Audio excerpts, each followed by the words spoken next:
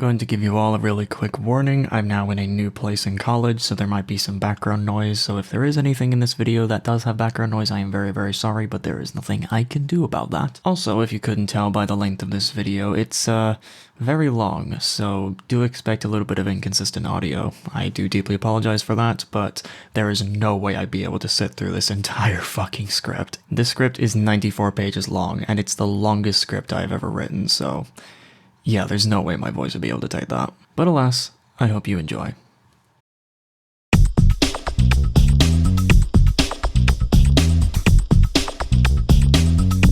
Hello everybody and welcome back. My name is Manga Writer and today I'm diving back into discussing a form of content that I know for certain is going to make my comment section very interesting. Let's talk about a show that has been hyped up as being the worst of current woke garbage but then forgotten about 3 days later, Dead End Paranormal Park. I know I'm super late to this and I don't care, shut up. Based off a short that was on Cartoon Hangover under the name Dead Endia in 2014, and then being retold and remade as a self-published comic, Dead End Paranormal Park is the third iteration of a story that was made by an author named Amish Steele. From the moment it was announced to be getting an adaptation on Netflix, this show sparked a lot of backlash. People hated the designs and looks of the main characters, mainly this one who was called Barney, and people got a good giggle out of going to the older versions and finding some very, let's just say, juicy stuff contained within the comic's contents. But like every show that gets backlash like this, the series, rather than pulling the plug, eventually came out, releasing its first season that is 10 episodes long. People gave this show a watch and had lots to say. Many people came out voicing their dislike for the characters and how they handle certain themes, while critics praised the show for being a queer-themed Scooby-Doo-like cartoon and praised its representation of marginalized groups. And as all of you may know by now, hearing all this discussion about this show piqued my curiosity, and I knew that I had to see it myself. I went into the show with a completely open mind and took down some notes in case I wanted to give it a review, or see if it was just a show that simply wasn't for me and was completely inoffensive. After all, the internet has grown to be quite sensitive nowadays. Suffice to say, I got one episode in and had 3 pages worth of notes right off the bat, so yeah, a review was, it was destiny at that point. So, after finishing the show and taking down all my notes, I think I can now finally give my 2 cents. Here is my personal take on Dead End Paranormal Park, starting with what it's all about.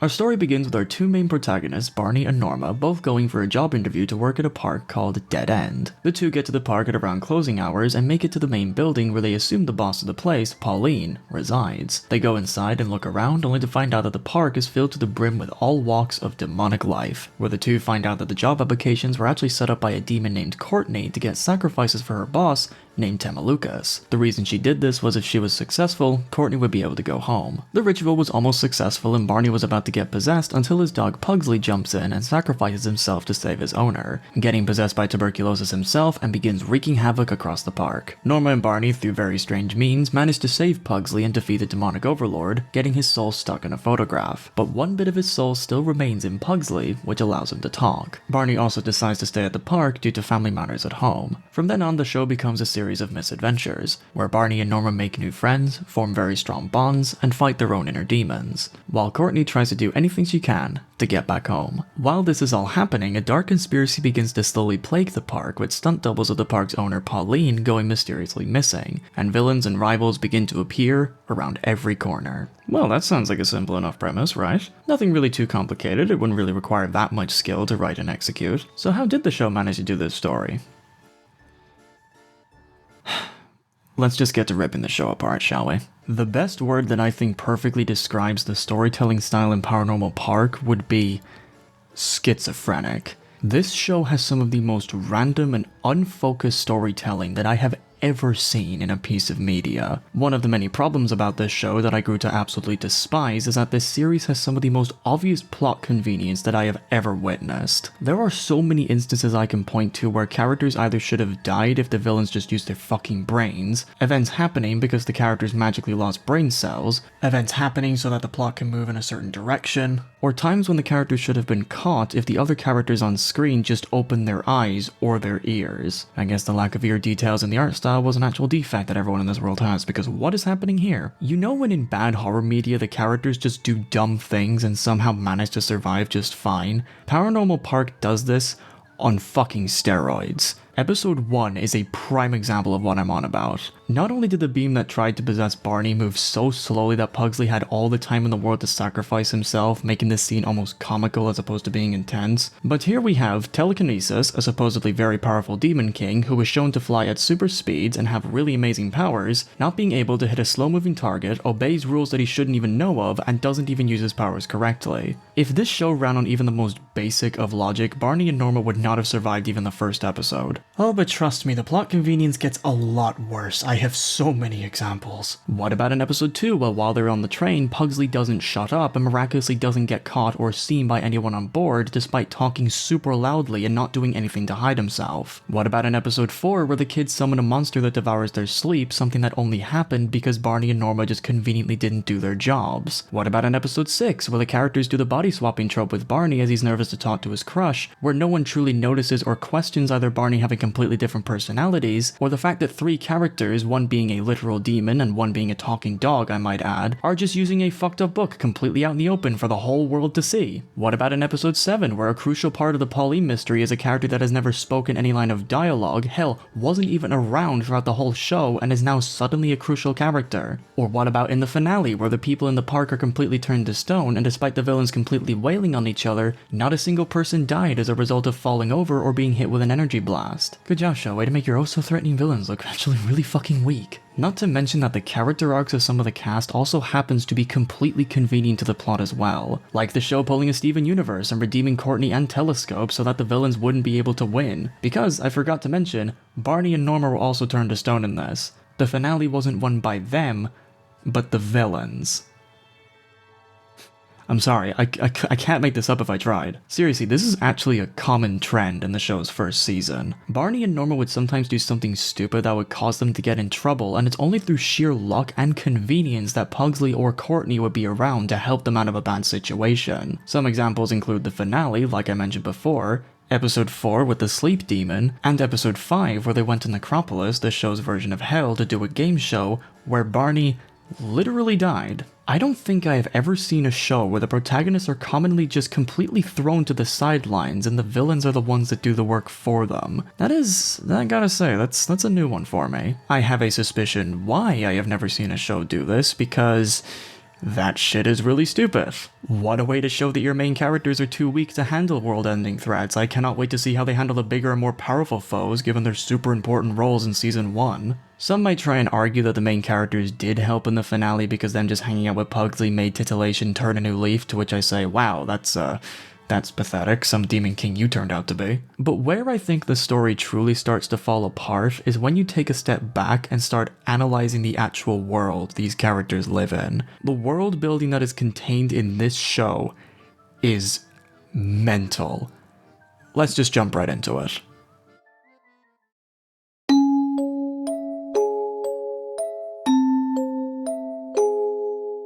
Luckily for me, Paranormal Park's world building completely resides inside the walls of the park itself. It also helps me solidify my point that the fact that this park hasn't been shut down is completely baffling. For one, the existence of demons making no sense. Dead End itself thrives off of being a horror-like theme park, so the idea of there being demons hiding in the midst of all the mascots could have been something the show could get away with if it wasn't for the fact that these demons commonly find ways to inject themselves into the public where everyone with functioning eyes can see them. The question that raises when it comes to demons doing this is, what is the relationship between people and demons in this world? Are people aware that demons exist? Is it common to see one? This show answers these 3 questions by giving me 2 completely different answers. On one hand, the fact that Barney, Norma, and other characters get used to the idea of there being demons so quickly shows that demons might be a common thing in this show. You can make the argument that because Norma has tism, she might be able to accept it a lot quicker because you know tism's like that. But in the case of Barney, the idea of him being completely fine with living in a park full of demons does make me think that in this world,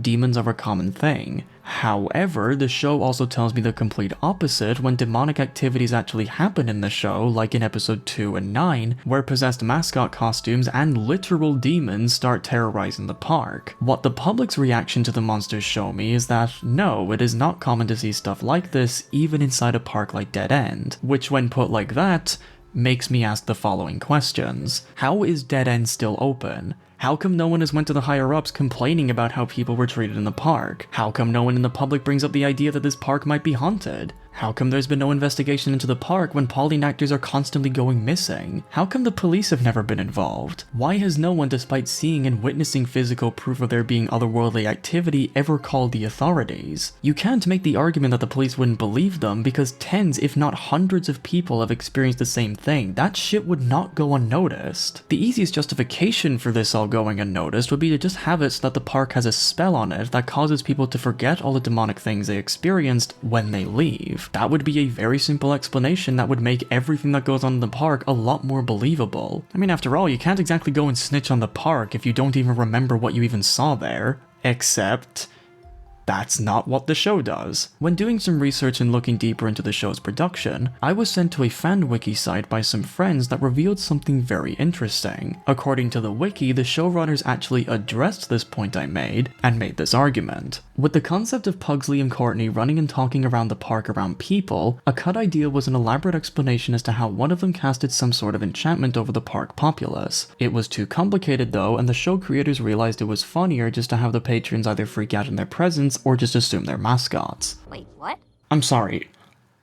What was too complicated? You mean to tell me that just simply saying the park has a spell that makes you forget the demon shit when you leave was too complicated to think? I'm sorry, what kind of a fucking argument is that? So if I'm to believe this fan wiki, what that means is that everyone in the park knows and witnessed all this shit happening and yet didn't do anything to report any of this to the police or do anything to help defend themselves from literal demons? I'm sorry, you fucking what? So why hasn't anything happened? Well, the show does have an explanation, but you're not gonna like it. You wanna know why this park, despite having multiple instances of magical activity, is somehow still open? Well, it's because the park's motto is this. Well, just keep it to yourself, darling. Just keep it to yourself, darling. Kinda keep things to ourselves here, darling.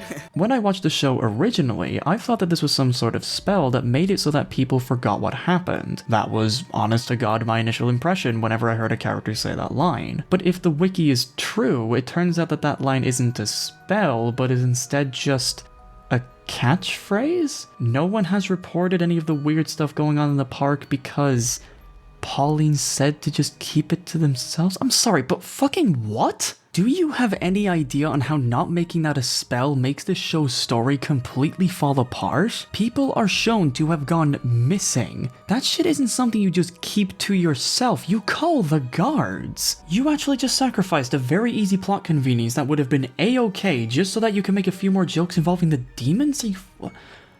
What? But that's not where the shitty world building stops.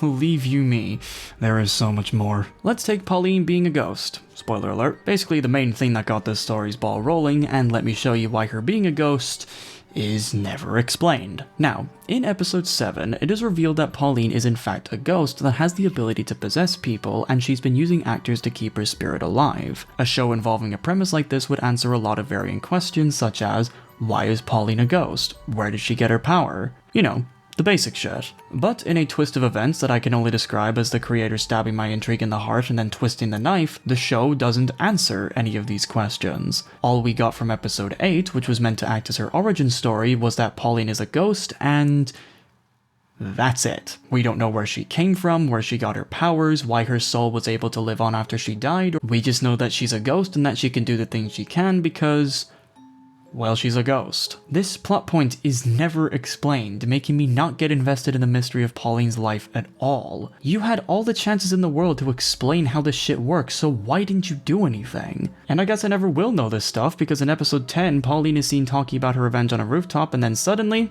dies to a fucking angel. What the honest fuck? Jesus Christ. Speaking of the existence of angels, let's talk about the idea of planes, shall we? Because apparently planes are in this show. So far in the series, we have seen 3 planes existing on screen. Earth, Hell, and Heaven. You're probably wondering why I'm even bringing this up. Well, it's because in this world, there is not 3, not 4, but 13 planes. This is where I, along with other friends who actually pointed this out to me, believe the evidence of the lack of thought towards the world building is at its absolute best. There was no thought put into this part of the world. For one, the idea of there being 13 planes does not do anything for the plot. The 13 planes idea is only hinted at the show, and the planes were not explored. The only planes needed to make this story work would be Necropolis, Hell, Earth, where the humans live, and Divine, where the angels live, making the idea of there being more planes not just too complicated, but utterly pointless. As for the names of these multiple planes, well, I got them all here.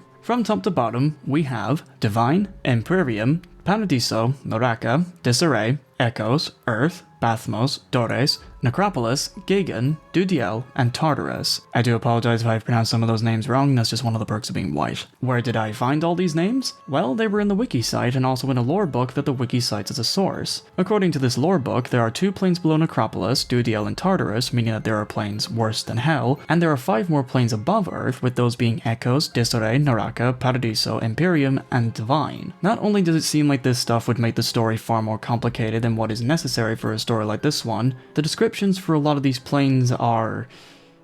yeah, they were clearly given names last minute. Hell, if you want to have a quick chuckle, Naraka, which I'm sure is a reference to Naraku, is literally hell in Buddhist cosmology, yet in this world it's implied to be a divine plane, so okay. This shit is just a mixture of multiple mythologies and religions like Christianity, Buddhism, and Greek, which completely contradict each other and are not used correctly, which shows that there was no proper research done into the world building of the planes. They are an absolute mess. I swear, for the love of God, Allah, Zeus, Jupiter, Cthulhu, Wakagaru, Tiamat, Jesus, Buddha, Amun-Ra, Oda, Trishna, Kukulkan, Toltec, Thor, Gaia, and Phanes. Pick a fucking lane! This show could have just had Earth, Heaven, and Hell as the 3 planes of existence, and nothing in the story would change. There's enough shit contained in those 3 planes that could provide a whole mountain's worth of storytelling possibilities. You do not need so many planes of existence for such a bare-bones story. But to be completely fair, this plot point was only hinted at in the show. Maybe later on they will explain everything and it'll be a lot better, in which case I'll take back my criticisms, but if this is their groundwork, then yeah, this ain't looking good so far. What really bothers me about the world building of this show is that it can basically be boiled down to it feeling like a world that never got past the first draft. The creators had all these cool ideas to make this grand and epic story, but forgot to trim off the fat, leaving the narrative with so much stuff that is not going to be explored anytime soon. It just kind of makes the story feel bloated. But with the world and the story being ripped to shreds, what about the presentation? Does that manage to help make the experience any easier? Well, the short answer is no, but allow me to explain.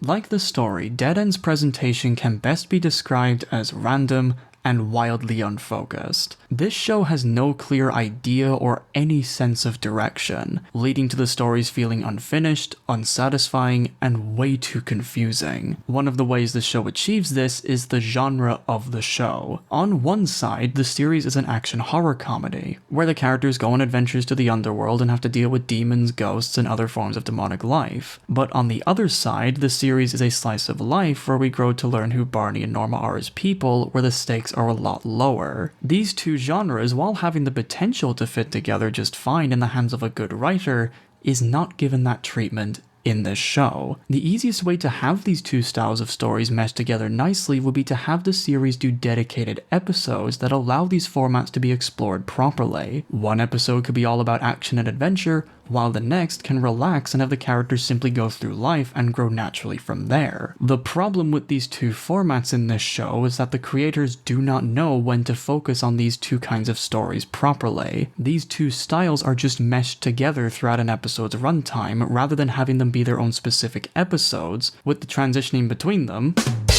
making the show suffer from some of the worst tonal whiplash I've ever seen. Take episode 7 for instance. In this episode, there are two plots going on at once. Norma going down a mysterious rabbit hole on what happened to Pauline and her stunt doubles, and Barney talking to his family about why he left home to stay at the park. These are two stories that would have worked perfectly fine as just being their own dedicated episodes, but the show decided to combine the two together, causing both narratives to lose a lot of their punch because these stories never have the spotlight to themselves. It's the biggest example of the show's stakes between the demon story story and the slice of life story not melding together at all. One story is clearly more important than the other, but the show for some reason wants us to get invested in Barney's struggle as if it's equally as important to the show's plot, and it's like, not now? Norma is about to discover why Pauline actors started disappearing. Barney, can we do this another time? This is not the best place to explore your character right now. This wildly unfocused storytelling also leads to many of the emotional moments coming in with the grace of a car speeding into a wall, leading me to feel absolutely nothing for the characters involved, and even made me question what just happened that caused that emotional scene to trigger, because there was absolutely no build up to it anywhere. I can honestly say that some of these scenes are so forced into an episode's plot that I honestly thought the show was trying to gaslight me into thinking that I forgot an important piece of dialogue. Like, I surely just missed something, didn't I? But no. When I went back and watched some of the scenes again, it turns out that that was never the case. I was paying attention, I was watching what was right in front of me, it just so happens that the show's execution of these plot points was just that bad. Speaking of the show's execution of plot points being bad, you guys know the classic story advice, show don't tell? The one tip that every single beginner writer is told when starting out their stories? I think it's safe to say that this rule was not taken into consideration when the creators were writing this show. They tell you everything, but with a catch. Some plots throughout the show would do this really weird thing of telling you something that a character has gone through, but will also not tell you the really crucial details to get you actually invested. This was done, I believe, to have it so that the show can end season 1 on enough mystery so that season 2 can dive into the questions the first season didn't answer, but the show managed to slip up on this by making the mystery so mysterious that they just ended up feeling like nothing. An example of what I'm on about would be a plot relating to Barney's struggle with his home life, but I will save giving that example for later, so let's just put a pin in that for now. What the show also likes to do with their butchering of the show don't tell rule is to have some scenes where this series will show or tell you something that didn't even happen in the story. An example of what I mean would be in the finale where Courtney is trying to talk telecommunicate out of being evil, where she brings up examples of Pugsley hanging out with Barney and Norma, and these scenes were never in any of the stories prior. I've seen Yu-Gi-Oh! Pull off more convincing friendship is magic bullshit than this, because at least I can watch examples of the characters being friends, instead of the show coming up with brand new scenes and trying to label them as flashbacks like I was fucking there. Moving on to the pacing of the show's story, Dead End's pacing and sense of time is non-existent. According to the wiki, this show takes place over the course of 3 weeks and 2 days, with episodes 6 and 10, half of the show's runtime, playing out over the course of 2 days.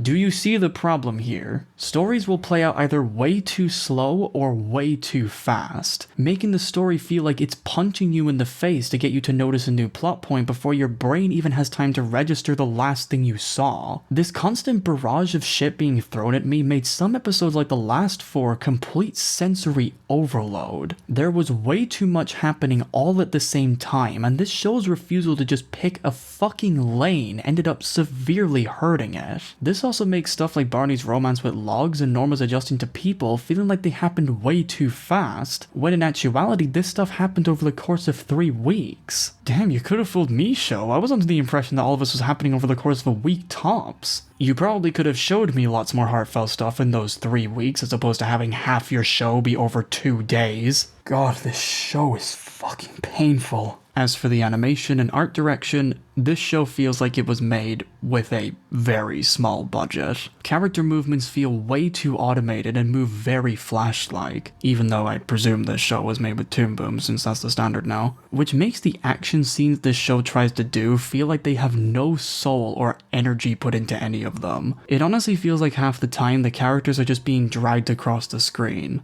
It's actually very unimpressive. The character designs are very simple and clash a little too much, with Barney looking like a right-winger's mockery of a woke trans character, and Norma giving me the impression that she would be a character on the Muppets. But where I think the designs are at their worst is this character. This is Tinnitus' sister, Discount Undine. I'm sorry. This design is so fucking ugly. How this look managed to get approved baffles me. There's no fucking rhyme or reason to anything here. It's just an abomination of random features just put together. Honestly, this show's art style and animation really does feel like a parody of modern kids shows, but the problem is that it's being played straight, something that none of the main characters are. Call it a simple joke, but I don't care. As for the dialogue of the show, Dead End is one of those series that feels like it's made for kids and people who live on Twitter. A lot of the lines the characters say are stuff I could definitely see people on Twitter quoting for how so ooh relatable they are, particularly with all the shit that Norma says. I'm bad with names. I'm bad with faces. Does this job have any benefits? Immortality? Okay, but what about what would Pauline do? She'd save the dog and the park from any potential lawsuits. Throbbing heart and Spoilers. I'm the socially awkward one. Stop stealing my thing. Honestly, if Twitter was made into a person, it'd be Norma. Minus the racism. And when it comes to the show's intended audience, the creator himself said that his story was made for audiences that liked shows like Infinity Train, which I've heard was another kids/young adult show. Now, I'm not sure if Infinity Train has this similar tone to Paranormal Park because I've personally never seen it, but honestly, I feel like this show would have been better off as just being for kids. Its art style and general tone is a little too cute to call for an older audience to watch it. Despite one of the aspects of it being a horror, there's nothing that's too scary that would cause childhood trauma like the stuff from the 90s or the 2000s. It is very tame. I could definitely see a kid liking this show, but older people, I don't think so. You'd probably like it if you find this stuff appealing, I guess. Honestly, the way the show was presented just made it really boring. But where I think this series really solidified as being an event to go through was the characters. Stories can have underdeveloped worlds and lackluster presentation, but if the characters are written well, then these things have the possibility to be saved. Luckily for Paranormal Park, its stories are mostly character-driven, and any show like that requires the writers to make a solid and likable cast so that the audience can be interested in what the show has to offer. So does Paranormal Park succeed, at least in this department? Look, you guys aren't dumb, alright? You already know what my answer is. But allow me to tell you with a little more detail.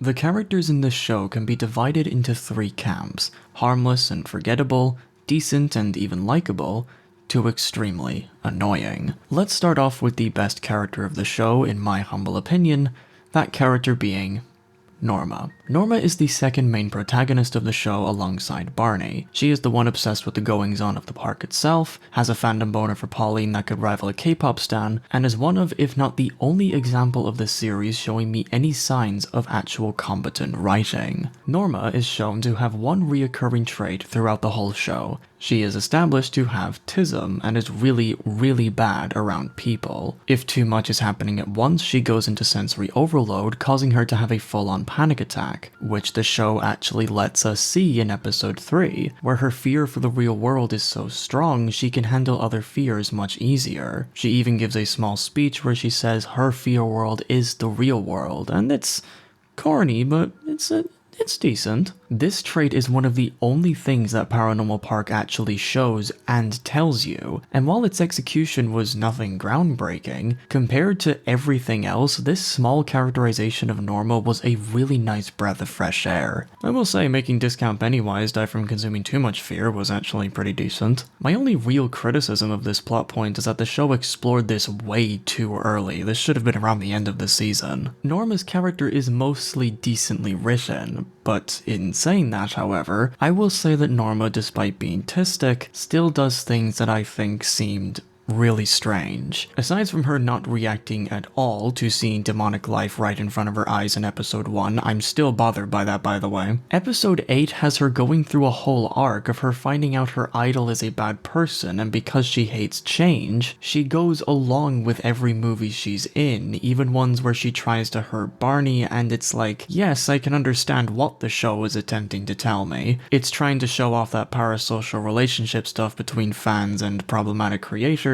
The way they actually executed this arc was just really strange to me. It just seemed like Norma was in so much denial that she was even willing to hurt her own friends to avoid the pain of realizing Pauline is evil, and it's like, that's really odd? I don't know, there's something about this arc that I really feel like could have been done better. But if I'm being 100% honest, she is by far the least offensive character in the show. I don't really enjoy how she talks because, like I said before, so many of her lines sound like something straight off Twitter. But being around people like Norma all my life and also being a bit tistic myself, I thought the way her tism was represented wasn't really offensive at all. If anything, I'm happy that it wasn't a lot worse. Moving on to Pugsley, I don't really have many complaints to be honest. He is literally what happens if a dog suddenly had the ability to voice his thoughts. Think of any simple joke someone would make with this premise and they probably did it at least twice in the show. He doesn't really go through much growth and is really only a vessel to getting Tetris redeemed in the end. He doesn't have an oh so great character arc, I'm sad to say. I'm being serious, I've literally got nothing on this guy, he's literally just there. There is also Barney's parents, who I find to be pretty interesting characters, but again, I will hold this off for a little bit later. I know I have said that at least 3 times throughout the course of this review, and I'm very sorry, but trust me, this will all make sense. Just bear with me for now, okay? I promise you it will be worth it. When it comes to the side characters, again, I really can't say anything about them. None of them have anything going for them that makes them super different to one another besides their race or gender. For example, I found Badia and Logan, or Blogs as he's called in the show, to be very one-dimensional characters who are literally only there to serve as future love interests for the 2 main characters. While I could see some development between Norma and Badia throughout the season, Barney and Logan share the most bare-bone chemistry that I was honestly quite surprised that Log fancied Barney even after all the weird shit Barney has done around him. I don't know, that kiss at the end just seemed really forced. That really should have been saved for a later season. But I mean, hey, I get it. I'm a guy myself. I completely understand the power of a boner. It's just too bad that Logan's boners led him towards landmine, but hey, we ain't all perfect. And when it comes to other side characters like Josh and Barbara, yeah, I've literally got nothing. Moving on to the villains of the story, these bad guys are some of the most forgettable threats I know of. Not only does the show have way too many of them fighting to being the big bad at the end of the season, but none of them also ever come across as a truly evil or dangerous threat. Discount Undyne is the biggest example of this. She appears in only one scene at around the end of episode 5 and is just forgotten about until the finale, where she leaves the same level of impact as a punch from a kitten. The villains of this show are either completely dealt with, redeemed, or completely killed off by the time season 1 ends, making me question how the fuck any of them are going to be a threat in the next season, if at all. The story leaves me with no real threat besides the Angels, which I can't wait to see how they somehow make them evil. Angels bad, God's a bitch, get it? Gotta keep beating that fucking drum, I see. Heaven forbid we actually see Angels as being good nowadays. But now, we get to the annoying characters, the members of the cast that I just did not find engaging, or even tolerable to watch. Let's first start with Courtney. Courtney, like I mentioned way earlier in this review, is a demon that lives in the park because she didn't fulfill her part of the deal with Temmie, and thus has lived in the park for over 1,000 years. This sequence of events would of course make Courtney into the old man hates kids type character, who is always cracking one-liners towards the youth around her and generally just being a bit of an annoyance to the other characters involved. This is what she would have been written like,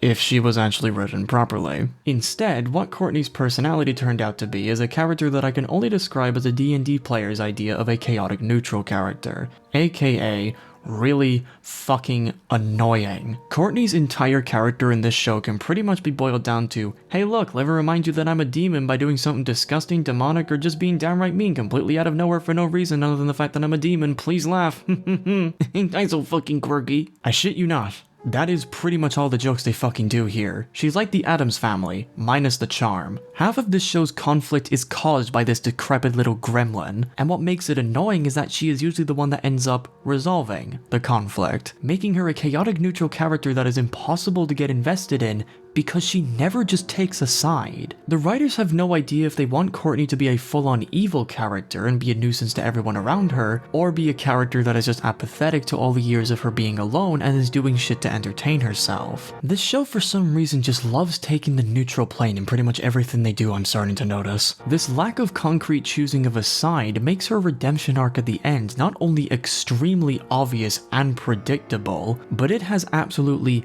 zero impact. I'm telling ya, humans are contagious. They got a way of getting under your scales. Bitch, you have been shown on multiple occasions that you would help the boys out if needs be. Maybe if you didn't do that every 2 episodes, then this redemption might have actually been something interesting. My friends who have seen this show disagree with me and actually put Courtney as their favorite character mainly because they do like just how reckless and dry she is in her humor. And while I can understand the appeal of those kinds of characters, for me, I really didn't like it. She honestly made the show just more annoying to sit through. It really sucks that she turned out this way. She could have been so much better. However, despite my dislike towards Courtney, there is someone that tops her.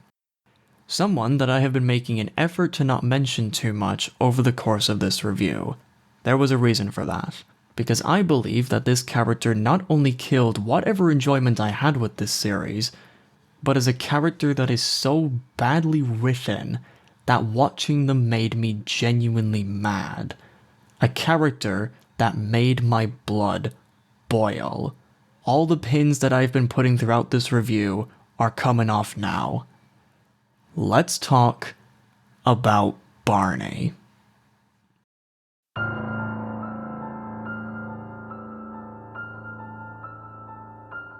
Yep.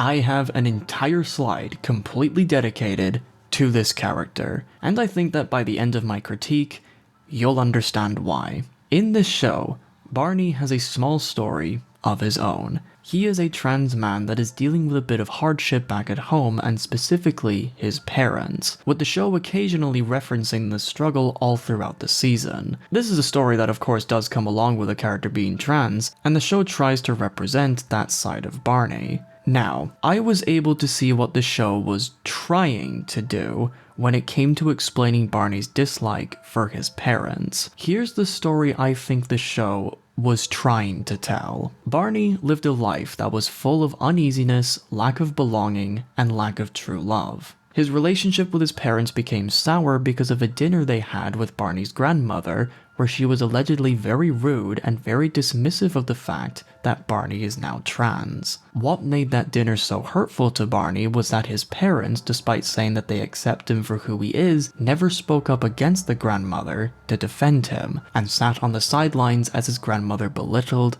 and bullied him. This caused Barney to grow a severe distrust and resentment towards his parents, which he makes very clear to them whenever they're in the same room. Because of this resentment, Barney jumps at the chance to live at the park because, to paraphrase his own words, it's the only place where he feels like he truly belongs. It's a place where he can be his true self and have no one question or challenge him on his identity.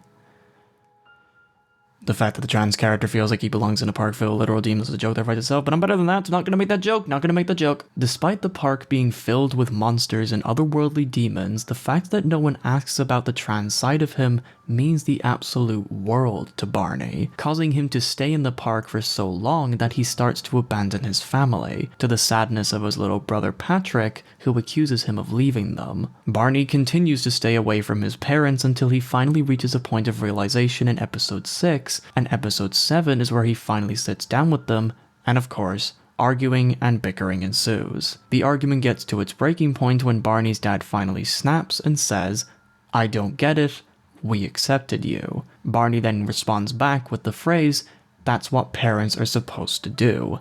That's the bare minimum," and finally tells his parents what's been bothering him, that being the fact that they didn't stand up for him when his grandmother was belittling him right in front of them, snapping to a point where he tosses food off the table. When Norma finally meets up with him, and when Barney's parents try to shoo her away by saying that what was going on is a family matter, Barney finally cuts them out entirely by throwing the line back at them, and when being pleaded to come home by his mom, he says, "You gotta make it one first." After the finale and getting to reunite with his parents again, they tell Barney that they owe him an apology, and will talk to the grandmother about her behavior, and will do their best to keep Barney safe from her until she changes her ways. When being put like this on its own, this sounds like a pitch for a rather interesting story. Sure, it can be seen as a little weird that Barney completely jumped ship after a single mishap. But hey, maybe that was the straw that broke the camel's back. Maybe that was his breaking point. Maybe his parents, despite saying that they accept Barney, actually don't. and are just simply going along with it because they want Barney to stop bothering them. The story could have had these lingering questions throughout the narrative and could have been able to show the viewers pieces of a puzzle and finally show the image of Barney's struggle. This story could have been done as a way for non-transgender people to get a glimpse into the world of someone who is transgender, showing some of the little things they say or do that have the potential to really hurt a trans person without even knowing it. Barney's story could have provided a great insight into what shallow support looks and feels like for trans people. It could have been a powerful lens that would have provided some really nice perspective and insight into what it's like to be told that you have support, but when shit hits the fan, it turns out that you're just on your own. Barney's story, on the surface, is really tragic. Sure, he has support from his parents, but the fact that they shut their mouths when a family member goes against Barney's identity, of course, really messed him up. To him, that act was an act of betrayal, that everything they did didn't actually mean anything, that their supposed support was all fake and, like I said before, to get him to leave them alone. This is what the story could have showed. And if they did that, I would have given Paranormal Park a lot of props and praised it for tackling a factor of being trans that I'm sure a lot of trans people, hell, even non-trans people, can relate to very deeply. That's what I would have praised if that was what happened. But that's the problem. The show did not do that. What I got instead was a story so poorly handled and so atrociously executed that by the end of these 10 episodes, I came out of this show despising Barney. The way the show managed to mess up this side of Barney's character was painful to watch. They did every single conceivable thing wrong. Instead of making Barney a victim of bad home life, the show instead makes Barney the source of all his conflict. How do they do this, you may be asking yourselves? Well, for one, Barney is the aggressor. In every argument or confrontation that he has with his parents, it is always Barney that starts the fight, not them. Whenever this happens, the parents always try to reason with him and do their best to de-escalate the situation whenever things go sour, and only really start arguing with Barney and call him ungrateful in times where he's being a spoiled prick, completely unprovoked. The most prime example of this is in episode 7, where Barney, completely out of nowhere, is rude and acts moody towards his mother, which his father rightfully calls out as this being shitty behavior. If having the burger makes you happy, we fully support you. She says she supports you. Seriously, Barney, what was that for? Calm the fuck down. Whenever Barney receives justified pushback or sympathy from his parents, his two responses are either to end the argument with a snide comment and walking off, or by exploding in their face, making him come off as very, very annoying. Now, I do understand that Barney is still a teenager, at least according to the wiki I found online. If I'm to go off of what the wiki says, Barney is 17 years old at this point in the show. As we all know, teenagers are fucking animals that deserve none of their rights. The mental gymnastics that they're able to pull off in their tiny little monkey brains is something that should be studied under a microscope. Teenagers are demons. So when Barney tries to make his parents out as devils by not defending him against his grandmother's shitty behavior, even when they accept him themselves, you could make the argument that Barney's doing this simply because he's a teenager. It's in his nature to be a fucking douche. This would all be fine and dandy if there's just one catch. Whenever Barney steps out of line or says something too hurtful to his parents, he should be seen as the bad guy. The episodes should have been written in a way that you are supposed to find this behavior abhorrent and you would want to see Barney get some pushback for being a shitty person. If you are going to write a bratty teenager and want your audience to not completely dislike them, this is the #1 way to achieve that. Call your characters out. teenagers getting pushback as opposed to just allowing them to go off on schizophrenic rants unopposed opens up the chance for the character to get a slap in the face and waking them up to their really shitty behavior, allowing them the chance to grow and to develop into a more mature and understanding person. After all, one of life's greatest teachers is perspective. That reason is why I find teenage characters like Max from a Goofy movie and Kate from The Mitchells vs. the Machines to be likable teenager characters. Their shitty actions were punished, and it forced them to grow. Does Paranormal Park call Barney out on his shitty behavior? Is there any big scene where Barney has to face real consequences from his actions? Well, that's point number 2. He doesn't. Barney gets barely any pushback for any of the shit he says or does. When he says something hurtful, the person always comes back to him, either accepting his apology right then and there, or apologizes themselves. When he's accused of shitty behavior, he conveniently always has an excuse that does not get challenged. Take episode 4 for example, where it's shown that Barney hasn't texted his brother Patrick ever since he left and actively hides from him throughout the episode. Barney, your problem is with your parents. What the fuck did Patrick do? Why are you cutting him out of your life? He didn't even do anything. Why didn't you text back? I did? I mean, I didn't. I didn't know what to say. How about happy birthday? I was gonna, but then... it's complicated. Happy birthday? God, why are you being so selfish? Or what about in episode 6, where he decides that after waiting in line with Logs for a few hours and making an absolute fool out of himself, he just decides to completely drop Logs because he now wants to talk to his parents when he could have just gotten on the ride and then talked to his family afterwards. That's pretty stupid and pretty shitty, right? Does Barney get punished for this?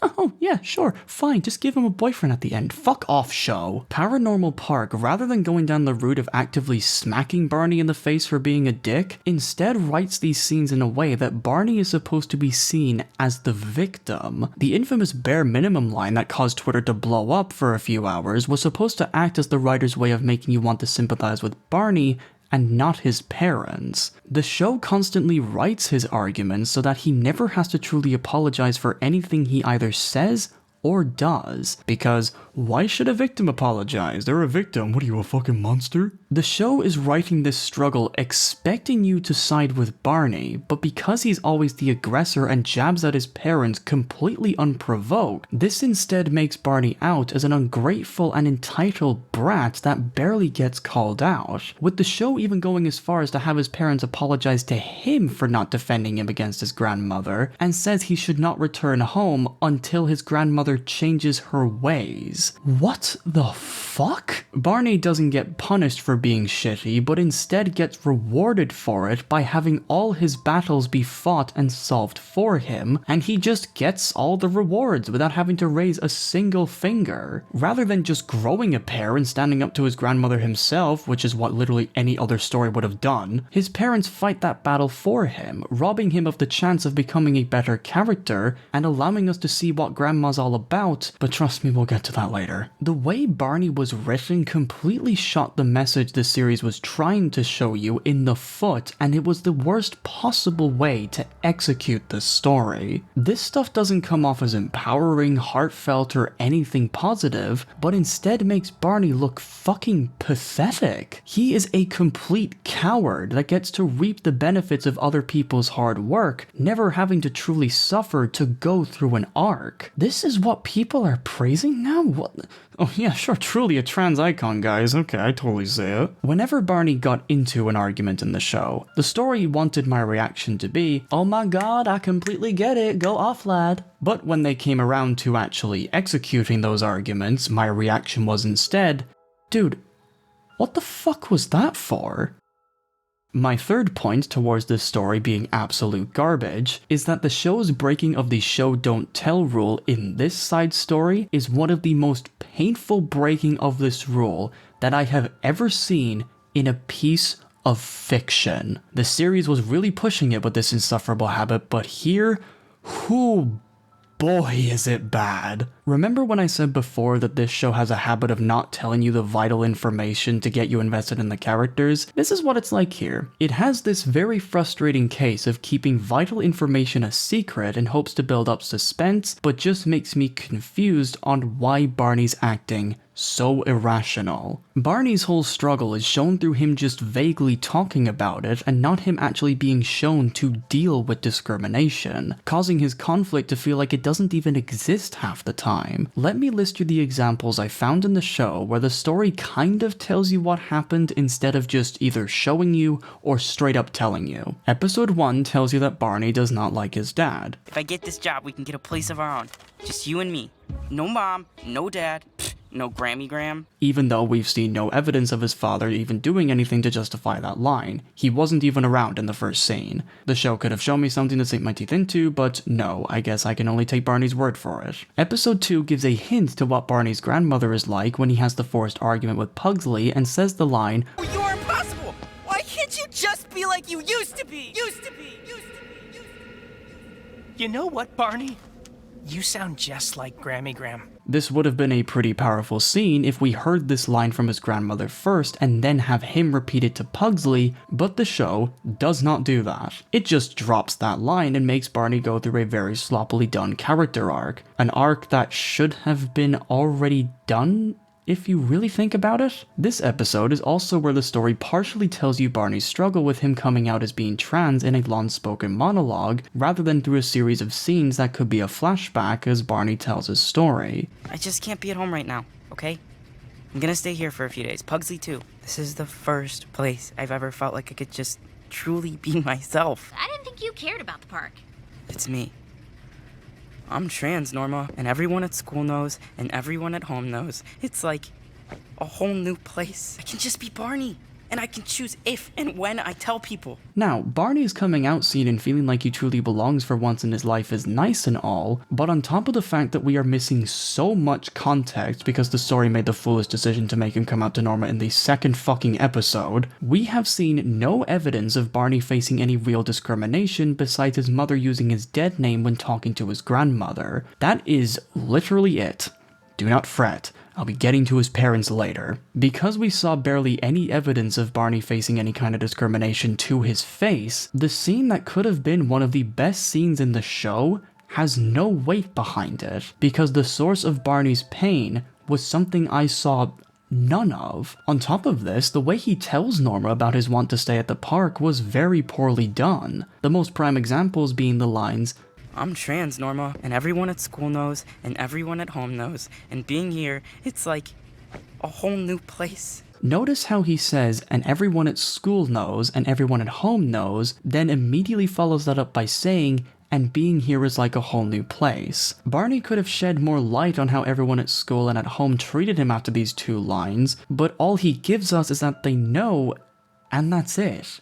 He just moves on. He constantly makes all these claims that he deals with a lot of struggle and needs to be away from home for a while, but all this does is make me question the validity of his statements. What struggles does he have? Why does people knowing that he's trans hurt him so much? Did they bully him? Did they reject him? Was he left all alone? Did being trans make him feel isolated? Did it make him depressed? Anxious? Hell, maybe even suicidal? I don't know, because I saw and heard nothing. And Barney did a really bad job at actually explaining why he wants to stay at the park and not at home. Some of you might make the argument that this kind of information isn't something a real trans person would like to talk about, especially to a stranger that they barely know, and that's fair enough, sure. But when you are telling a fictional story, holding off information just to be more realistic does not do your writing any favors. When we move on to episode 3, this is where we get to the best example of the show actually showing in a place where they should ironically be telling. In this episode, a monster has the characters under a spell that makes them experience their worst fears, discount Pennywise. And when we get to Barney, we finally see what happened with him,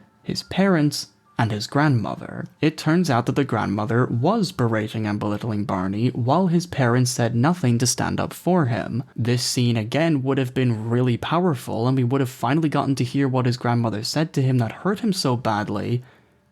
Except we don't. We don't actually get to hear anything she says to him, as the nightmare only makes her scream like a banshee, pointing a disgusting finger at Barney as she does so.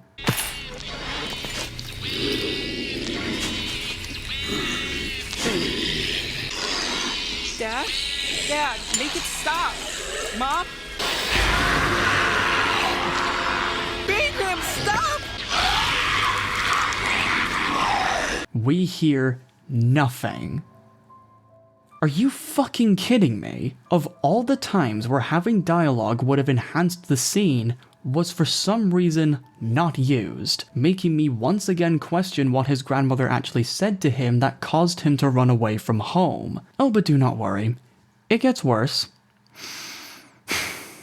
It gets worse. When we get to episode 4, Barney comes into contact with his younger brother Patrick because his brother is having a birthday party at the park. While in the midst of monstrous shenanigans, Patrick finally gets the chance to call out his brother, accusing him of leaving him. This would usually end up with an apology or something like that, but instead, Barney responds by saying, I left everything. Mom and Dad say they accept me, but then at dinner with Grammy Gram, they just let her say all that awful stuff to me and acted like it wasn't even happening. I felt invisible. When Patrick implores Barney to come home with him tomorrow morning, Barney tells him that he can't. What would have made for a really good scene if we had any flashbacks besides the warped one in episode 3 is completely ruined because everything is just through dialogue. We have no evidence of the parents acting bad anywhere else, and we don't even know what his grandmother said to him exactly. Also, wait to not apologize to your brother, you fucking cunt. Again, I'm just supposed to believe that Barney's family are just the spawns of Satan, when in actuality I have no real reason to believe him besides the parents slipping up every now and again. Which, spoilers, happens quite a lot when someone knows a person is transitioning. Barney, get the fuck over yourself. Fortunately, the story takes a small break from this horrible storytelling technique throughout the next 2 episodes, where there's an instance of Barney saying he needs to stop running away from his parents in episode 6, and it's like, fucking finally, you're doing something for once, about goddamn time. But it's not all perfect because he also drops this quick line. Running away from what? Is there a demon after you? Worse, my family. And at this point I almost pulled my hair out because damn, I wish I saw or knew more about the unspeakable acts Barney went through to justify that line, and yet I still know nothing. I'm just supposed to believe, okay, whatever, But at the end of this episode, Barney finally confronts his parents, where we move on to the next, and by far, my least favorite episode. Episode 7 has Barney and his family go to a cowboy restaurant where the show gets to a point where it not only doesn't show or tell us what Grandma said to Barney, which is the main source of this entire fucking conflict, but even goes as far as to not show us shit that caused one of the arguments. I'm not making this up, watch this. I kinda want the high noon hamburger, but I know you guys would rather I have a say your prayers salad. Calm down, please. No, that's right. I should be more upfront about what I need. I was so happy you invited us Look, to lunch. you say I can have the nachos, but then I get the nachos, and you start talking about how you wished I got the broccoli. When the fuck did this happen? Why weren't we shown this? What are you talking about? That's what I'm saying! Guys, I swear to God, if you don't start showing me the fucking conflict, I am going to burst a blood vessel. Show. What did the grandmother say to Barney? What caused Barney to react so badly that it caused him joy to get away from his parents and be so afraid to speak up to them? Why did his parents not defending him hurt him so badly? You have to show me Barney's pain, because out of everything you have shown me so far, I don't know. How am I supposed to care about Barney's struggle if you won't show me him actually going through anything? Jesus Christ, despite me having so much negative criticism towards High Guardian Spice, I could at least say that the series actually showed me some examples of the trans character dealing with discrimination, something Paranormal Park is for some reason actively avoiding. When I'm reaching a stage where I'm using High Guardian Spice as a point of reference to something being done better, you know you royally fucked up. All of these scenes where the show vaguely tries to point you in the direction of what happened between Barney and his family results in a story that has so many unanswered questions that I don't even have enough to extend an olive branch to try and understand Barney. For all I know, he could have just completely overreacted, and this show is trying to make me sympathize with a spineless coward. You can tell me that I'm wrong or even say that I'm being mean, but what else is there? Because the show isn't providing any other alternatives aside from filling the lack of explanations to the brim with your own personal headcanons, which is fucking garbage storytelling. Jesus Christ. By doing this completely butchered method of telling me this side of Barney's character in a sad twist of events, I have no insight into this story. I just have rumors and accusations coming from Barney, which is nowhere near as good as what we could have gotten if the show tried and just showed me what happened. Point number 4 revolves around how Barney sees his parents as not supportive because they didn't stick up for him when his grandmother was belittling him in front of them. Yep, we're talking about the parents now. Strap in, ladies and gentlemen. Like I said earlier in this segment, from Barney's perspective, he sees this as an act of betrayal, that their support this whole time has been fake and that they don't actually accept him. This segment of the video is pretty much a response to that claim, in which I list a few examples proving that accusation to be objectively false. Allow me to provide a counter case in defense of Barney's parents, starting way back at the beginning. In episode 1, there is a scene involving Barney and his mom talking about his new job interview, which his mother comedically forgot about. After telling him that his grandmother is coming over, in addition to making mac and cheese the way Barney likes it, without cheese, Barney asks if he said his new name as opposed to his dead name when talking to his grandmother. This is followed up by a quick pause where the mom tells him that there is a lot that Granny, I'm not calling her Grammy Gram because it's such a fucking weird name, doesn't understand, to which Barney responds with, she's not the only one. This scene, I believe, is one of the only true pieces of evidence the show actually presents of Barney's parents not supporting him. Behind his back, his mother used his dead name to talk to his grandmother, which, yeah, is kinda shitty. And it's a damning piece of evidence that justifies Barney's dislike for his parents for the rest of the show.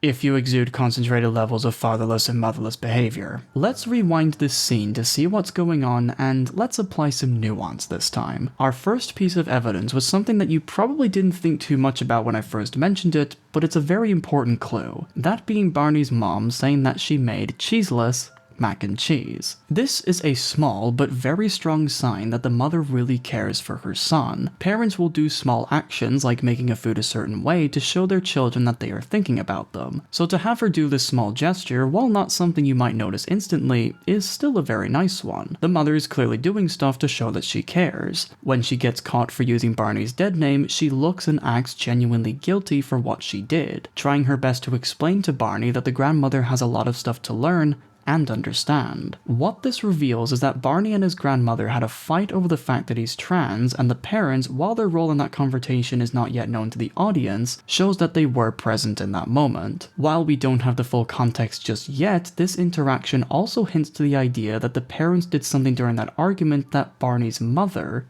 regretted. This even hints to the possibility that Barney transitioning could have been an ongoing problem, if we're to go by the amount of hairspray cans in his bin as evidence, but that part of the story is just guesswork on my end and it's a bit of a tangent. Let's get back on point. Either way, my point is that even if we don't know exactly what happened, the mother came out of it feeling very guilty. From using Barney's dead name, it reveals that she's trying to keep the peace between two very opposing parties, and all the while sounding very regretful for what she did, even reacting with a sigh of defeat when Barney says that last line. Me highlighting this scene isn't me defending what the mother did, but it's to counter the argument Barney makes about his parents not supporting or caring about him, when that simply isn't true. Because of the fact that she made mac and cheese the way he likes it and shows immediate guilt for being caught using his dead name, shows that she regrets what she did. Is this the face of an uncaring parent? Personally, I don't think so. Episode 1, case closed. The next time we really see the parents is in episode 4, where Barney, after a misadventure with a sleep demon and his brother, is seen in a mascot costume hiding from his parents as he still doesn't want to talk to them. Under the illusion that he isn't there, Barney's mother says something that is the second nail to Barney's accusation. When she goes up to him, she says this. We usually do small family parties, but it's too hard to keep the peace at home right now. Did his brother show up? Oh, that's a shame. I thought he might. You know kids, though. He's done one of his little disappearing acts. Now some of you may be wondering why I brought up this clip as an example of his mother caring about him, and to those who didn't get it, let me tell you why I find this scene to be very damning. Let's rewind and play those lines again. We usually do small family parties, but it's too hard to keep the peace at home right now. Did his brother show up? Oh, that's a shame. I thought he might. You know kids, though. He's done one of his little disappearing acts. Now, this may not sound like anything to non-trans people, but what Barney's mother just did was a gesture that truly shows just how much she accepts Barney's identity.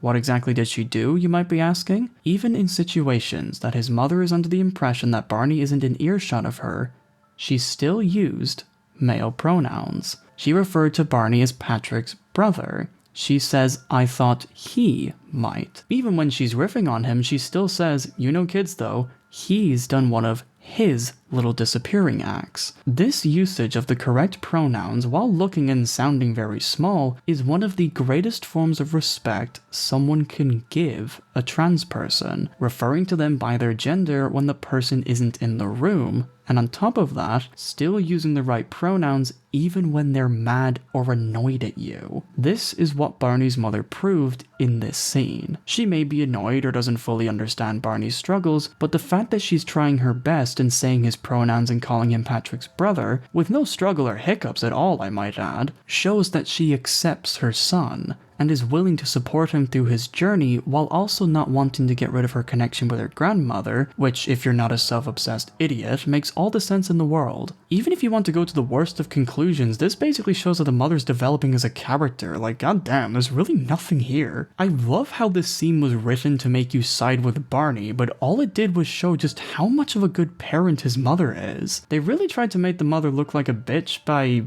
making her think she was talking to a stranger? You know your writing is truly something when you try and frame everything against the character you want people to hate and end up making that character far more likable. You guys have a true fucking gift at this, I swear, give me your talents. So yeah, even in this situation, the parents are coming out on top. Episode 4. Case closed. Things aren't looking great for Barney's accusation, is it?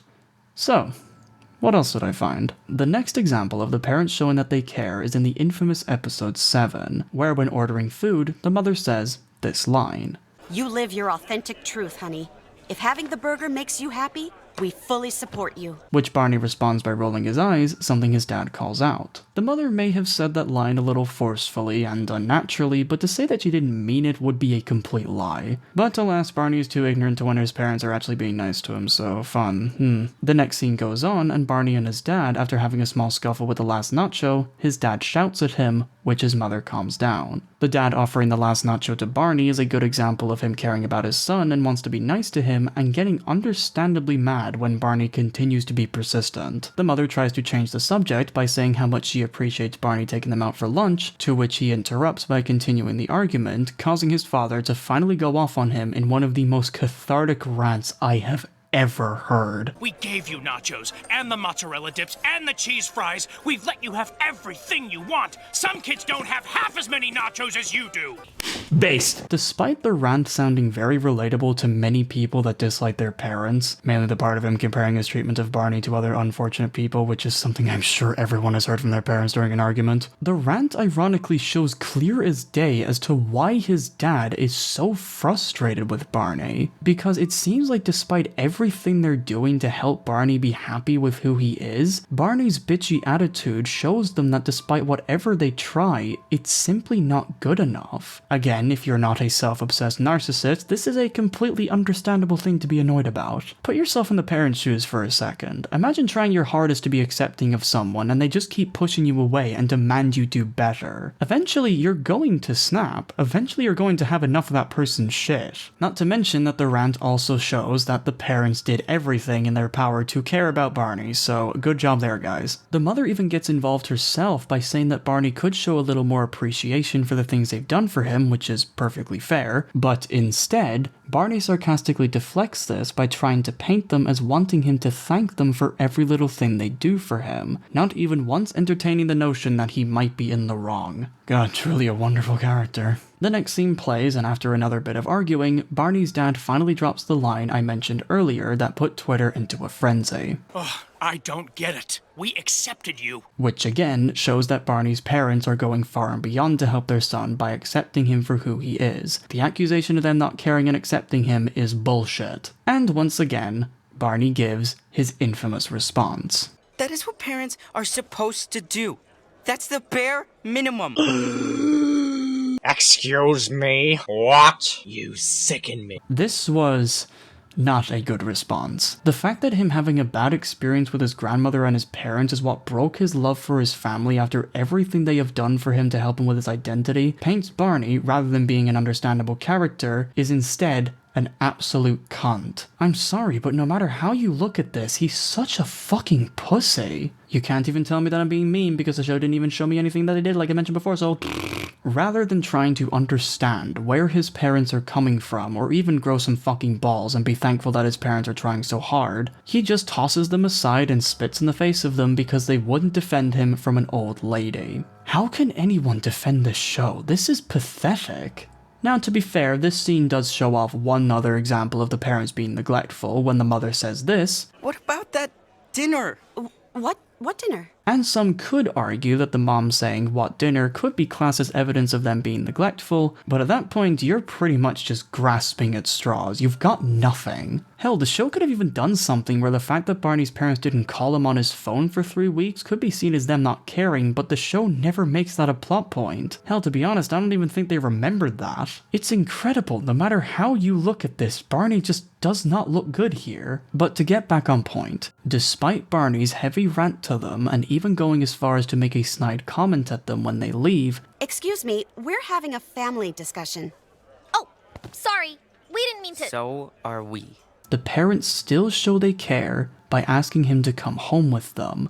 Look, guys, I apologize for running away and not telling you. That was wrong. Then come home. Which Barney drops that other line that boiled my fucking blood. You've gotta make it one first. Smell like Betsy here! And even after that, came back to him in the finale, where they, like I mentioned earlier, apologized to him for not having his back, telling him that they're going to deal with his grandmother. The fact that anyone can see the parents doing all this shit and still try and make the argument that they are bad parents is some of the most disgusting mental gymnastics I've ever witnessed. It is truly incredible that this show is expecting you to sympathize with Barney and is trying so hard to make you dislike the parents, but all the series has managed to do was make me feel bad for the parents that have to put up with Barney's nonsense. My god, Barney is just such a passive-aggressive asshole. The fact that your parents are trying their best with you and your reaction is to spit in their face is really fucking annoying. The argument in the restaurant, rather than being something that gave us context to Barney's bad home life, instead just really shows how much of a fucking brat Barney has been to his family. And the parents are now getting sick of his shit because it seems like them not doing everything to protect him from Granny makes all the other stuff they've done seem like it wasn't good enough. And like, yeah, fair enough. If I had a kid like Barney, whew, I'd be sick of his shit too. He's damn lucky that his parents didn't just flat out disown him after all the awful things he said to them. His parents are goddamn saints. When I was going into this series, I was expecting to be hit with loads of context that makes the bare minimum line make more sense. Because yeah, while that line sucks when you leave it on its own, that's something you can do with practically any line of dialogue. I've also been proven that that's the case when I watched High Guardian Spice when people tried to make Caraway out as grooming Snapdragon when that wasn't even true. Don't just believe what Twitter tells you guys, please make up your own mind. But now that I've watched the show myself, I now know the line's context, and it's somehow even worse. How did this show manage to make their victim such a fucking unlikable character? You'd think people who deal with discrimination on a daily basis will be able to accurately depict genuine discrimination, but I guess I've been proven wrong. Honestly, at this point, marginalized people should just get actual bigots to read through their stuff to see if their writing is accurate. My fucking god. Because, you know what really shoots this story in the foot? The factor that makes all of this so bad. The factor that makes all of this so much worse is my fifth and final reason. The use of the word accept. This word is used constantly throughout the show. It's used when Barney rants about his parents, and it's used when his dad fights back. The word accept is used to try and illustrate this conflict, and I believe that this was what made this story so insufferable, because I don't think this word means what the writers think it means. The word accept is a very powerful one. When someone says they accept you, what that means is that even if they might disagree with you, even if they might not understand what you're thinking or why you're doing the things you're doing, or hell, even if they don't particularly like you, they still respect you. Despite your differences, they are more than willing to extend an olive branch and say that you are allowed to live and act the way you want, without much judgment. If you want to do the things that make you happy, someone saying that they accept you is one of the kindest things they can say. Because of this, I believe the word accept was not used correctly in the context of Barney's story. Because the word is so powerful, when Barney says that his parents accept him, but then in the same breath talks shit about them not doing more, it makes Barney come off as extremely entitled. Barney has managed to reach a stage in his relationship with his parents that some people, not just trans people, would fucking kill for. He's in a place where his family has embraced his identity with open arms and are doing what they can to help him out. Sure, they didn't defend him when his grandmother disagreed, which is shitty, sure, but the fact that they themselves accept their son for who he is and just want him in their lives again when he leaves on such short notice shows that the parents, despite that mistake, still love their son. For all we know, the family just really hates confrontation, just like Barney. Maybe they're both just as afraid of the grandmothers as he is. Wouldn't it have been better if we saw what actually happened? Because all of this mystery and unanswered questions on what actually happened paints Barney as being this privileged, spoilt, passive-aggressive, and spineless brat when he spits in the face of his parents accepting him. Do you not see how bad this makes him look? I've been so worried about keeping the peace with Grammy Gram that I wasn't thinking about how it was affecting you. I think running away might be a Gutman family trait. I'm scared of confronting my mom too. No, Barney. Acceptance is not what parents are supposed to do. That's not the bare minimum. Them accepting you for who you are shows that they love you. Stop being such an ungrateful cunt. I'm not on your side, despite the show wanting me to be, for fuck's sake. Now, some people might try and diminish all of this criticism as me just bashing on the trans character, so let me make something very clear. My criticisms are not towards the character being trans. That has never been a vocal point of anything I have said for the past few minutes. My criticisms have been all about the character's attitude and the show's horrible treatment of such a personal topic. Barney could have been straight and cis, hell, maybe just be gay like he was in the original iterations, and I would have had all the same critiques, if not more. As a character, Barney fucking sucks. He is written almost like a parody that a person who hates trans people would write to make that community look like nothing but spoiled brats that have never faced true bigotry. This is representation that should not be accepted. Because unless your situation is exactly like Barney's, in which case go apologize to your parents because good fucking lord, you've been a massive piece of shit. This show, from showing me barely anything to justify his behavior, managed to make Barney the worst part of the whole series, causing lots of people to rightfully dislike and outright hate him. The fact that a cartoon reviewer made this absolutely wild take and got so many likes on it hurts my soul more than you can even imagine. The entitlement of this character is fucking poisonous.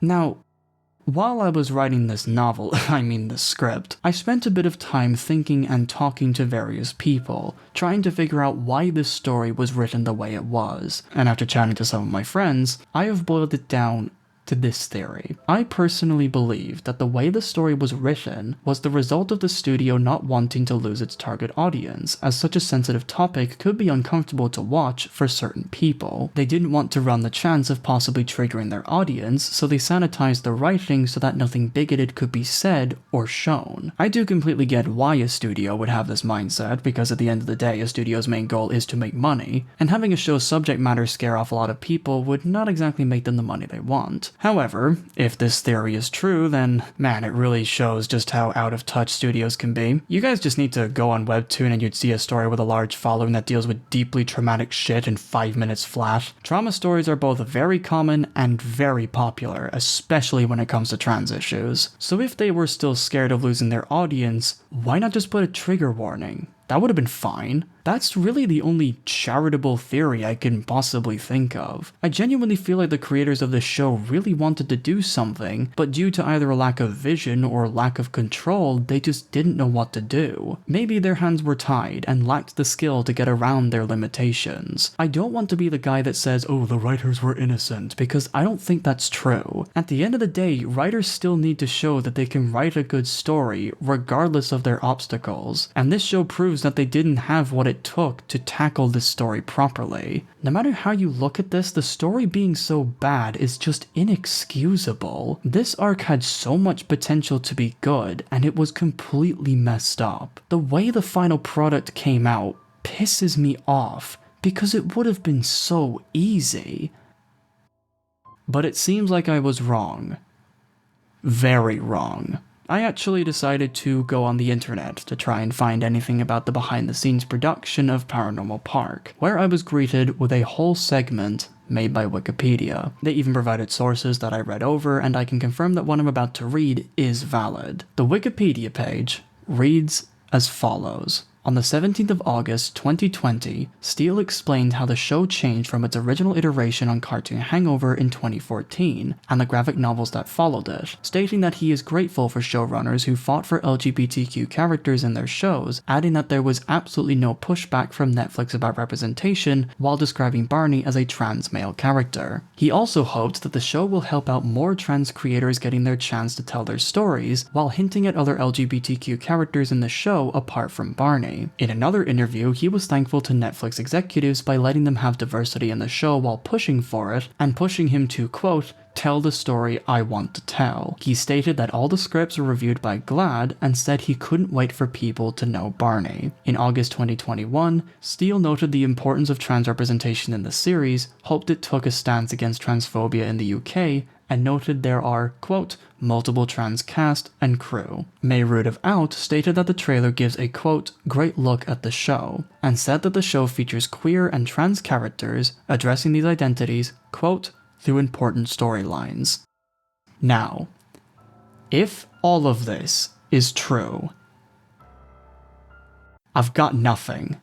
Holy shit. You stumbled so fucking hard. It turns out that my charitable theory was being too charitable. It turns out that it was in fact the writer's fault that this story was so bad. If I'm to use his own words as reference, Netflix practically let him do whatever he wanted when it came to the representation, even having a whole crew with multiple trans people involved that could have given him notes and advice on how to make Barney's story properly. He had a whole team of people that could have helped him, and this is the final product? This is what they thought good trans representation is? This is what got approved by your team? Are you fucking with me? I guess with that logic, I'm now led to believe that it was in fact the creators who didn't want to trigger their audience with transphobic language. They were actually the ones that sanitized their own story. I mean, that's just me trying to still be charitable, but if this turns out to be a case where they thought that what Barney went through in this story was genuinely horrid transphobia, then I'm sorry. That was pathetic. Well, there we go, I guess. It turns out that the writing had apparently no quality control or pushback from both Netflix and the whole damn team. More than one person was fine with this script.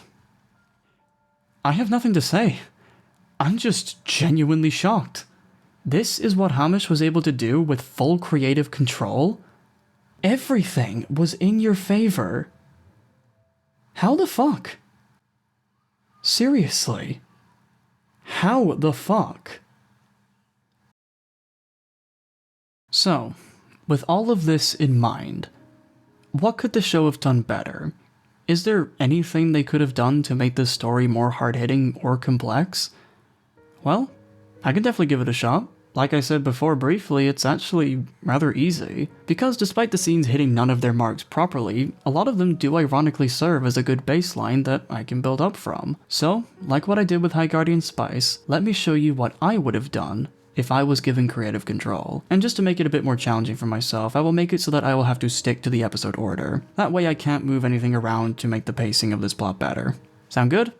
Okay, cool. For the rewriting process, let's use the 5 critiques that I made towards this story, and let's see if I can fix it into something where Barney is the victim and have his hatred of his parents be completely justified. I'm using my own critiques to show that I'm not just talking out of my ass, and it's also to see if I can address them myself. So, let's begin. From the top. Just prepare yourself for a lot of storyboards.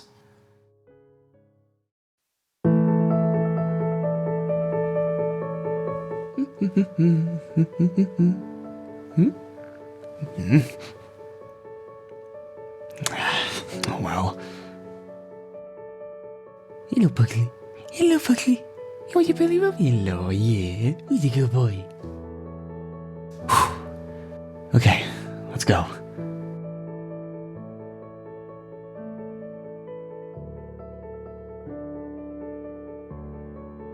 Hey, Mom. Can I ask you something? What is it, dear? Make it quick. I'm busy. I was wondering, if you could name my biggest weakness, what would it be? I think the state of your room is enough evidence of your biggest weakness. I haven't seen you clean that place in weeks.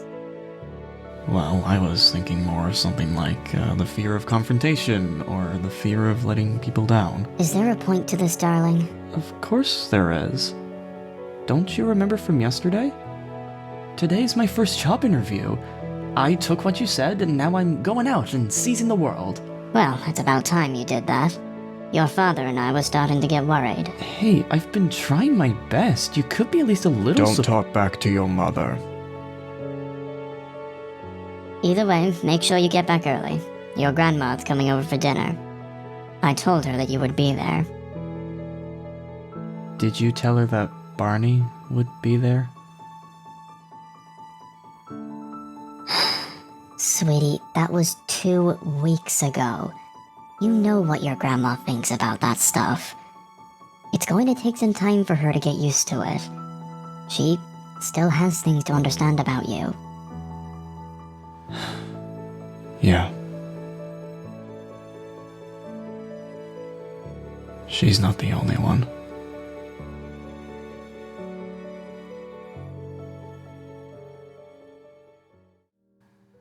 My first storyboard addresses 3 of my 5 criticisms. In my rewrite, I showed you the dynamic between Barney and his family to give you context on what their relationship is like at the moment, even giving you the first hint that he's trans right here. I also wrote it so that Barney was not the aggressor of the argument and was instead just defending himself when his parents showed dissatisfaction. But above all, I wrote the parents so that they were not saints, but harsh people who want Barney to grow out of what they think is a short phase. This small change also makes this line, No mom, no dad, no Grammy Gram, a lot stronger, because you just saw firsthand what Barney has to deal with. When the episode is reaching its end, I would also put in a scene where while Barney is getting ready for bed, he looks to his phone and sees lots of missed calls from his parents, showing that they would be concerned, but from his perspective, be mad at him. Then, after giving a deep sigh, Barney would shut off his phone and go to sleep, saying goodnight to Pugsley, but not responding as Pugsley says goodnight back, as he is now fully asleep. I put this small scene in because it helps me kickstart episode 2 with this. What? Wait, where am I? What's going on? Natasha. No. You have changed a lot since I've last seen you. No, please, stop! It's a shame, really. You were always a really pretty girl. Do you expect me to just sit by idly while you destroy your life? Stop it! Can you let her deal with these dumb bullshit? What have you done to my granddaughter? To my grandson? Please, You are my please stop. granddaughter, and that's what you Dad, always please, will be. no, stop. Please, stop. My head, something. Please, anything. Please. Why can't you just be like how you used to be?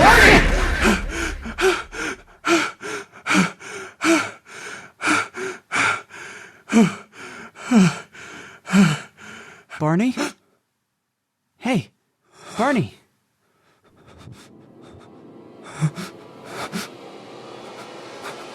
Barney? Barney? Are you okay?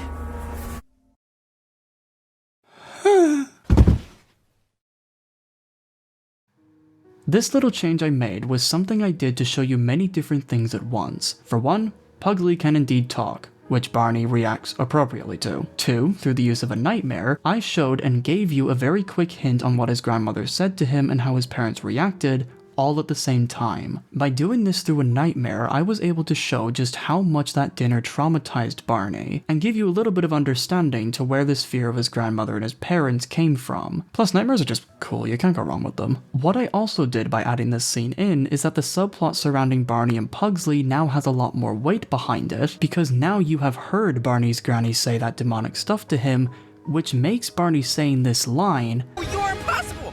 Why can't you just be like you used to be? a lot more brutal. You know what, Barney? You sound just like Grammy Gram.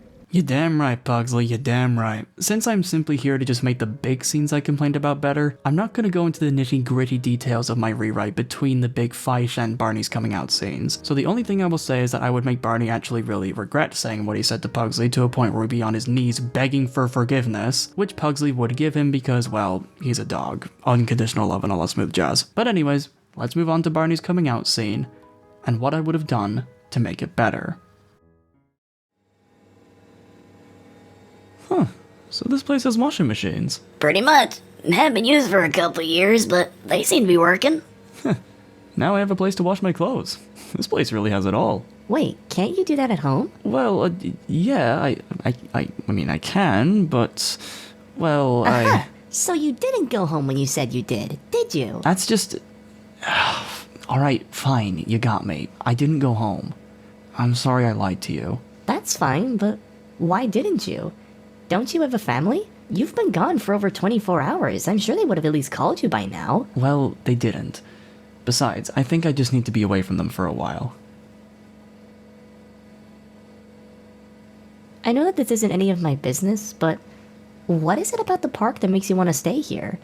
Honestly, I thought that out of the two of us, I would be the one to stay here. I mean, I know all about Pauline, the rides, the mascots. It's not the park, Norma. I'm staying here because I need to be away from my family for a while. I need a chance to breathe and be my own person, not having to constantly be reminded that I'm a failure, that I'm something unnatural, okay?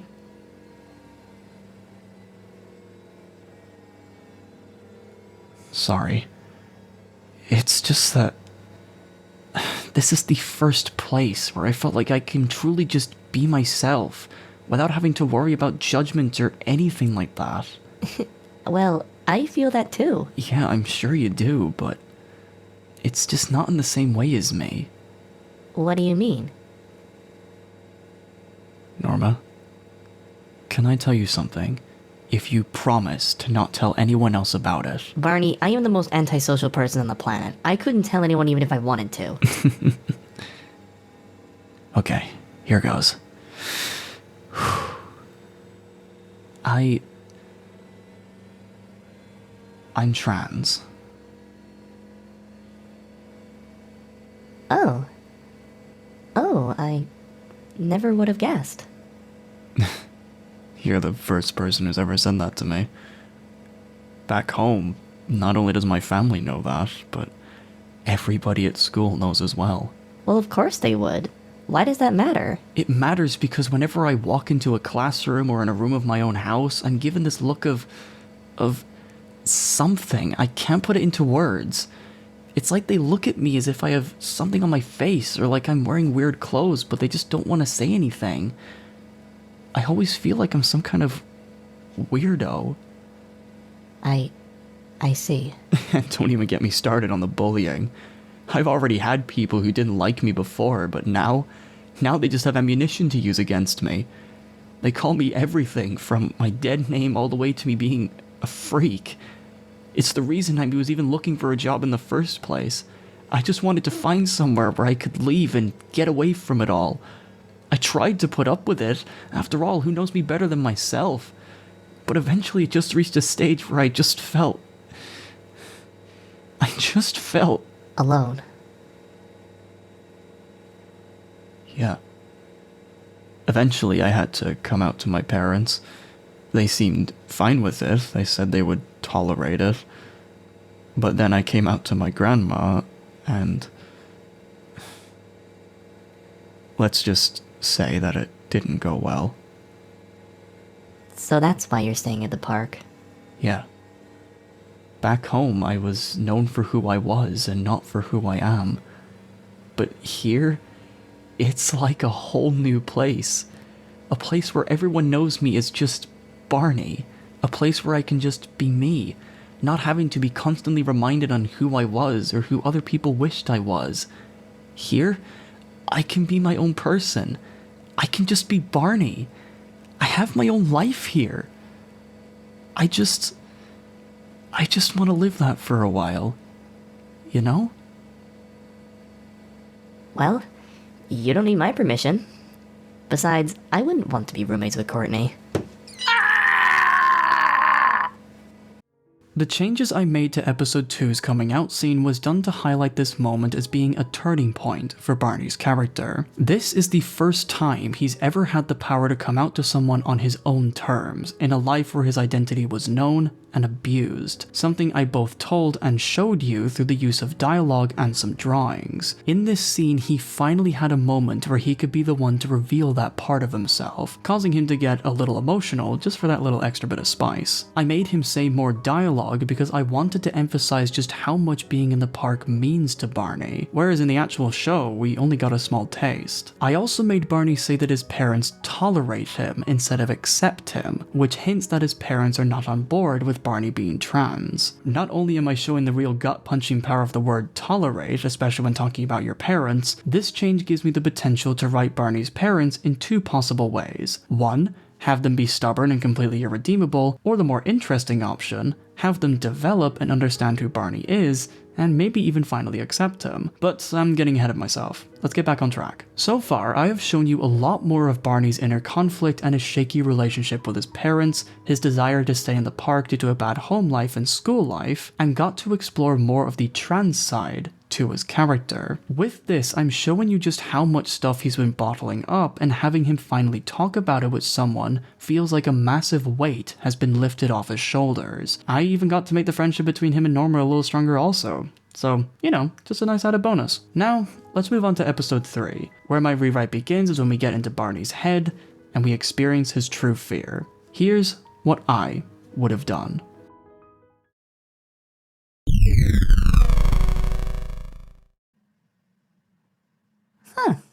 This doesn't look so bad.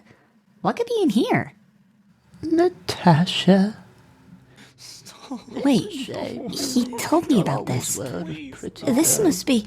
Do you expect me to just sit by idly while you let me... How can you let her deal with these delusions? She's gone all loopy. Stand for this. She is my Barney, come on, listen to me. This isn't real. This is all in your head. You can fight it. Come on, Barney, this isn't real. What kind of a name is Barney?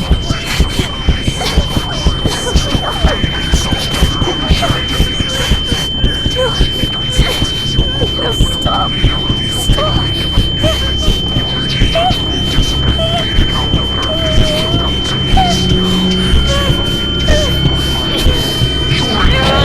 Stop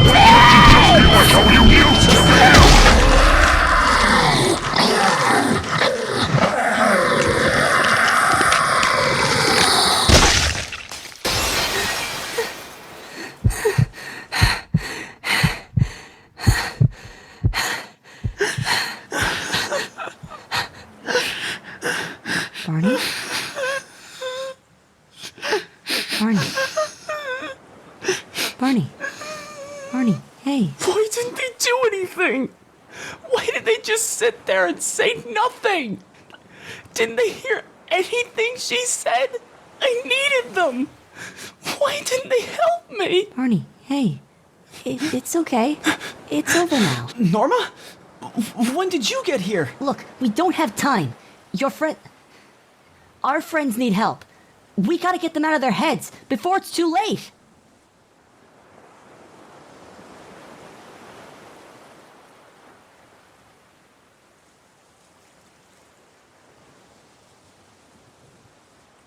Okay, let's go.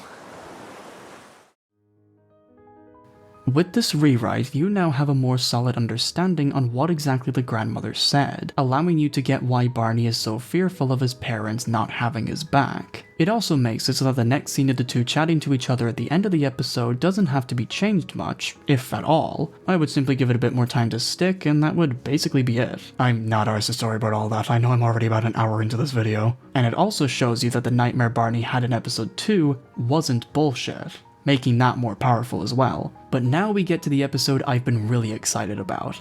Episode 4, where Barney and his brother have an argument, and he talks to his parents onto the mascot costume. What I'm about to change in this episode will hopefully make you see just how bad things are at home for Barney, and I hope that with my changes, I'll have convinced you that Barney is indeed the victim. Before I get to the biggest scene though, I gotta fix the argument Barney has with his brother first.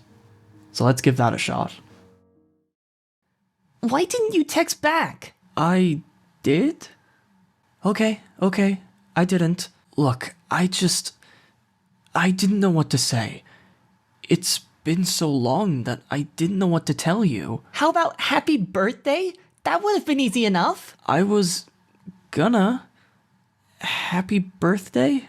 Why did you leave? What? No, I didn't. I was gonna come back, honestly. So why didn't you? Mom and Dad were so worried about you. They thought you had run away or died. Patrick, no. Look, listen. You left us and didn't even tell us where you were. Why? Why did you leave? It's because I needed space, okay?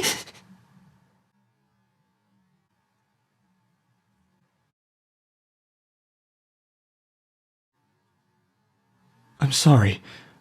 I'm so sorry. That was uncalled for. I didn't mean to do that.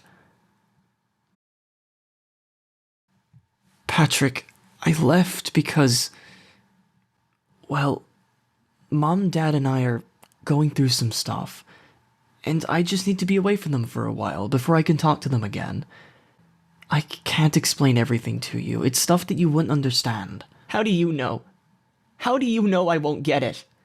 Even if I didn't, couldn't you at least called me or texted me where you were before you left? I thought you were dead. I know, Patrick.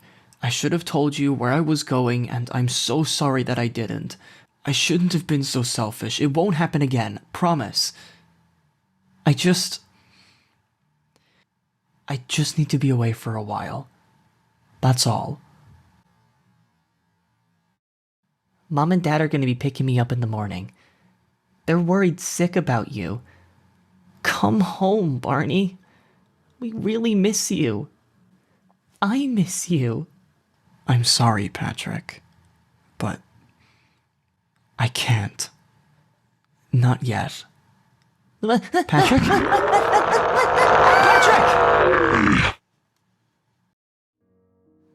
One thing I never liked about the old scene was that Barney never actually apologized to Patrick for not informing him of his whereabouts. Having him apologize shows that Barney is now starting to realize just how much his absence has affected his family, and it makes him having second thoughts about leaving later on feel much more effective, because now we have seen him experience just how much he means to his family. At least to Patrick, who was shown to be fully accepting of his brother being trans. But here, we get to the biggest scene of the show.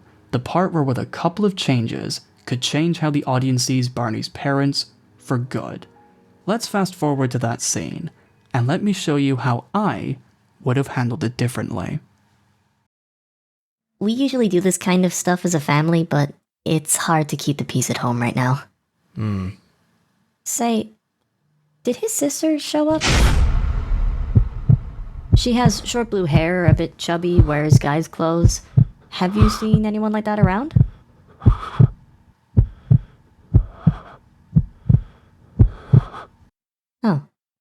That's a shame. I thought she might. Oh well, you know kids. She's gone and done one of her little disappearing acts again. Well, I shouldn't keep you too long. Come on, Patrick, let's go.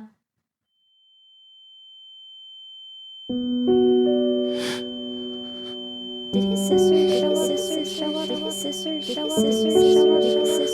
up? She has short blue hair, a bit chubby, wears guys' clothes. You know kids. Have you She's gone and done one of her little disappearing acts again. Well, I shouldn't keep you too long. Come on, Patrick, let's go. Excuse me. Listen, about my wife's question. You see, Barney isn't actually a girl. He's Patrick's brother. Well, he was a girl, was his sister, but you know, now she's a he, I think. It's a little complicated. I'm still trying to wrap my head around it. It happened fairly recently, and well, my wife isn't used to the whole thing yet. But we're trying. We just want to make sure that he doesn't hurt himself. If you find him, please tell him to contact us. He tends to like theme parks. I'm sure he was here at least once or twice. I'm just very worried that we left on bad terms.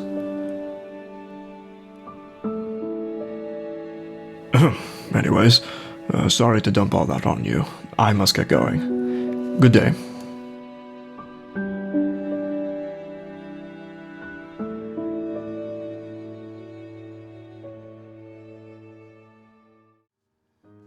This was the scene that I think would have been the best way to show the struggle of Barney's character. Not only did I show you that his mother doesn't actually support him and will use the incorrect pronouns whenever he's not around, making you completely understand and sympathize with Barney, but I rewrote it to make it seem like his father, despite looking like he didn't care before, just didn't know how to talk to his child, and he's trying to mend his bond with him. This also raises a question on the relationship they themselves have with Barney's grandmother. Why is the father trying to mend his ways, but the mother isn't? What could the reason possibly be? The answer is very obvious when you think about it for longer than a few seconds, but I'm not going to tell you just yet. Okay? Alright? Don't spoil it for yourselves. Gonna keep up that dramatic tension and all that. But by changing this scene so that I made at least two characters from both sides sympathetic, this now makes the dynamic between Barney and his parents much more compelling to watch. Because now that Barney knows that his dad is at least trying to change his ways, while his mother is shown to still be at this ignorant stage, this could cause Barney to have a bit of inner turmoil on if he actually wants to go back to his parents, which makes him biting the bullet and talking to them in episode 6 a lot more impactful, and makes Barney out to be much braver than before, all because you now know that Barney, while having at least one parent who is starting to look out for him, is going back knowing that the other parent doesn't have the same mindset. Things are getting a little spicy now, isn't it? So, let us press onwards. The next small change I'm going to make before getting back to the storyboards is that when Norma asks if a demon is following Barney in episode 6, I would simply just take out the word worse. It's a small change, and it probably sounds pointless, I know, but I did it because getting rid of that word makes Barney look a lot more mature. And with how I rewrote the story so far, it could even give the audience a hint that Barney not saying worse means that he's starting to look at his family differently, now that he knows that his father is trying to change his ways. But the big changes are when we get to episode 7. Let me fix this episode's arguments from the ground up. There will be no interruptions for this whole rewrite, because I think it's best I just give it to you in its fullest context, completely uninterrupted. Ready? I hope you enjoy it.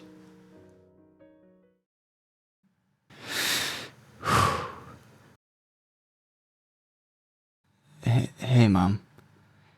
Hi, Dad. Hello, Barney. I see that you're doing well. Yeah, you too. Well, how have you been? I've been...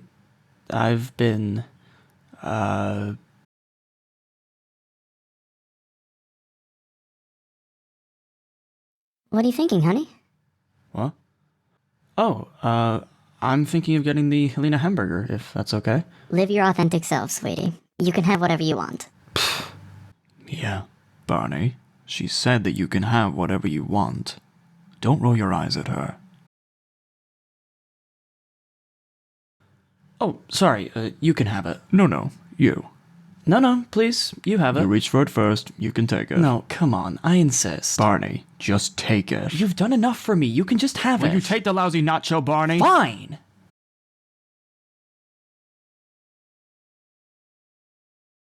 What was that for, honey?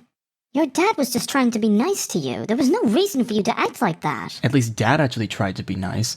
I can't exactly say the same about you. Barney, do not talk to your mother like that. How dare you? I have been worried sick about you for days on end, constantly trying to call you ever since you left.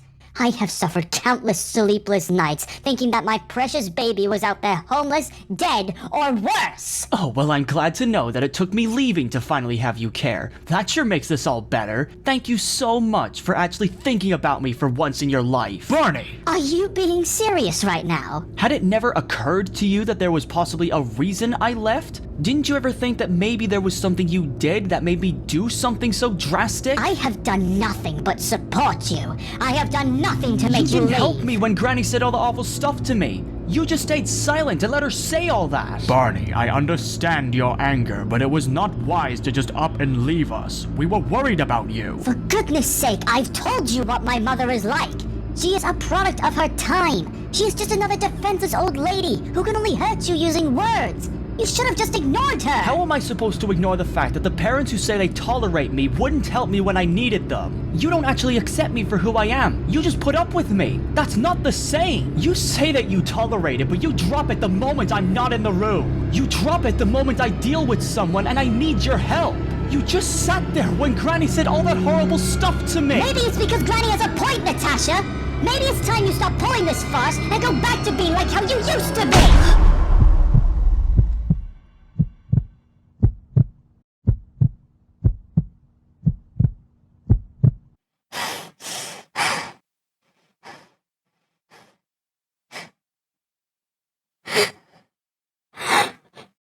Barney, there you are. Look, I need your help with...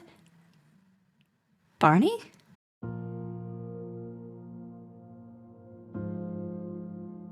So that's it, huh?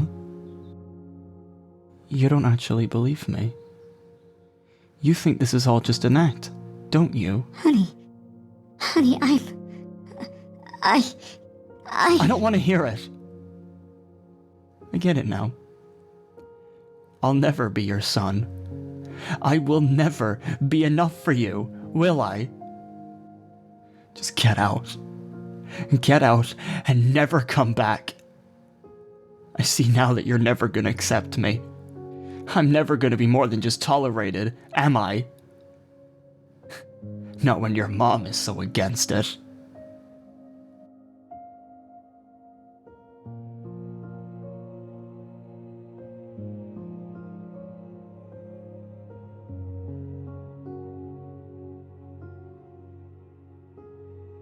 Barney, listen. I'm sorry for leaving. I'm sorry for running away and not telling you. That was wrong. I get it now. But... just leave me alone. Barney, please come home. I will. Once I know that it is.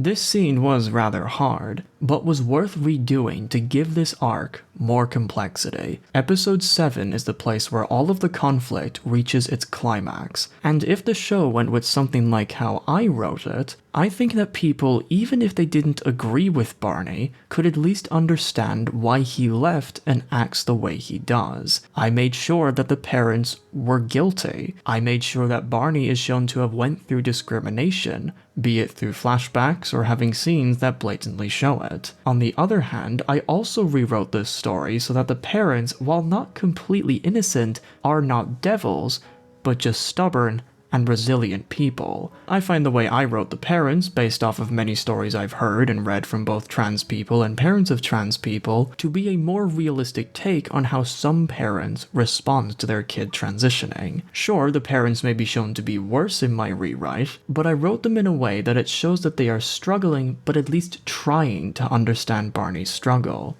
At least his father, anyway. It just makes the conflict more interesting, and it all combines together in the final episode, which is my final rewrite. Here's how I would have handled the finale. Mom! Dad! Where are you? Mom! Dad! Barney? Whoa! Okay. Hello. I'm glad you're here. I'm glad you're here too. I was so worried about you. Oh, thank you. I'm not sure what we watched, but I'm sure it was amazing. Yeah. Thanks. Barney, about what I said in the restaurant. I am so sorry. It's okay, Mom. I'm over it now, honestly. No, it isn't. Listen, your father and I have been talking about you and who you are. I see now that the way we treated you has been awful. We should have never said we tolerated you. As a parent, I should have been there for you, no matter what. And I'm so sorry that I didn't have your back against Granny. I was so scared of talking to my mother and keeping the peace that I didn't stop to think about how it was affecting you. I said so many awful things, Barney, and I'm so sorry. I'll talk to my mother, and you won't have dinner with her until she changes her ways. I'm glad, but it's okay. Ever since I left, I've learned something about myself. I found out that whenever I faced conflict, I always just ran away. I never faced anything head on, and I just stood there and took it. I didn't even try to stand up to Granny. I see now that it was selfish of me to expect you to defend me, when I did nothing to stop it. I'll deal with Granny myself. I can't just keep running away from her. No. If Granny ever tries to pick a fight with you, we will help you. We'll talk to her together. As a family.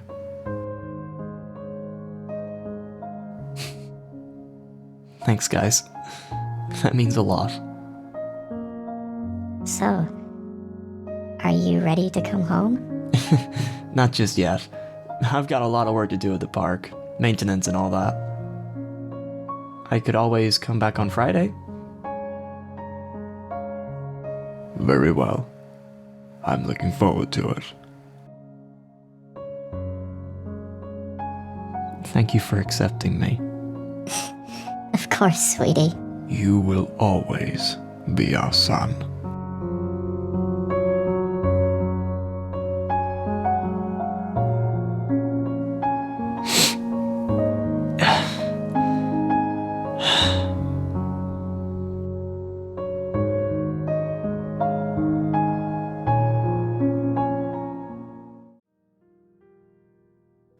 With this whole rewriting of this particular story in Dead End Paranormal Park, I now ask you a question.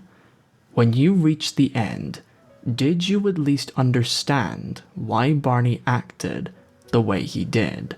You can feel free to leave your opinions about the actual quality of my writing in the comments section. I'm of course not above criticism, and I'm sure that there is plenty of stuff in my rewrite that you can criticize. But what my main goal was in rewriting this whole side story was to give it the kind of attention, the impact, the effort, and the relatability it deserved. I wrote this story in a way that many more people, not just trans people, could relate to Barney's pain and inner turmoil, because Barney's arc is not just a trans experience, even though that is a big factor. What Barney went through was a human experience. Lots of people have a rocky relationship with their parents. Lots of people have trouble facing confrontation and want their peers to help them. Lots of people have gone through events that have changed who they are, for better or for worse. Lots of people deal with the struggle of identity and finding a place that accepts them, quirks and all. Lots of people feel alone and abandoned and were told the same lie that the people around them support them when they actually don't. Lots of people have dealt with having an almost relationship-breaking argument with their parents, where both sides said things they instantly regret. Lots of people feel like their life is out of their control and want to cling on to any small bit of it, even when it costs them to stop thinking about others.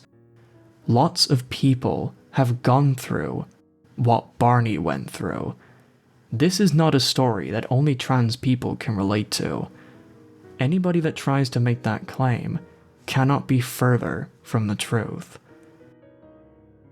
But because the show wrote it so that if you didn't go through that experience and are not trans, you cannot find any evidence of Barney dealing with hardship. The show, in trying to make Barney's struggle unique, made it into nothing. The show, in a tragic twist of events, ended up just hurting itself. And to me, that is the most tragic part. Let me give some personal advice to anyone that wants to write a good trans character, from the perspective of someone who wants to understand. You can dismiss this if you want to, that's perfectly fine, but at least try and hear me out. What I want to see in your writing is your character just being a person. I want to see them go through struggles, conflicts, dilemmas, victories, rivalries, romance, the whole 9 yards. That's what makes a character interesting. Them just acting like people, seeing how they respond to the world around them. However, what I also want to see is how them being trans affects their lives. I want to see you dive into what made them realize, what they did to feel happy and comfortable and combat their dysphoria, and why they did it. That stuff is incredibly interesting. That's something I would like to see. You guys always say that you don't owe us an explanation for your existence. And yes, that is true. That argument is perfectly fine in the context of real life. Your shit is none of my business. But that counter does not work in the world of fiction. When you are telling a story about identity, holding off some information just to be more realistic does not do your writing any favors. Stories are where this kind of stuff needs to be told and explained to the audience in order for us to be invested in a character's conflict and inner demons. If you don't have the character at least talk about what they're going through, there's nothing that your audience can sympathize with, unless they themselves have gone through this sentiment, which I have constantly been proving why that's bad throughout the course of this entire segment. If you want your story to reach more people, you need to tell us this information. Give us the context we need to get on board with this part of your character. You can't just expect your audience to accept that your character is trans and never question it. That mindset is not only incredibly entitled and stuck up, but it's an amateur mistake. The audience can't read your mind. They can't understand your character and figure out your point of view if you give them no pieces to create a puzzle that paints an understandable image. Give us the clues. Give us the reasons. Give us a story. I know that someone might say that writing a reason for the character being trans is silly and that they don't want to do it, but my question to counter that argument is, why would you not want to? Why would you not want to explore one of the biggest and most impactful parts of your character's journey? Why would you not want people to see, hear, and learn about what it means to be transgender? You guys always claim to want people like myself to understand and learn your point of view, so why not give us the chance? This is the world of fiction. This is the perfect place to do that. If you don't explain anything and then get shit for it, you have absolutely no right to complain about people not getting your work because you didn't even try in the first place. Of course I didn't get what you were trying to say. You didn't fucking tell me. I find it incredibly sad that some of these people get so worked up over bad representation and yet praise representation like Barney. even though it's objectively shit. This representation does absolutely nothing to help people understand trans people. It doesn't even do anything to help people understand Barney. It's just representation that preaches to a very small and specific choir when it could have been handled much differently.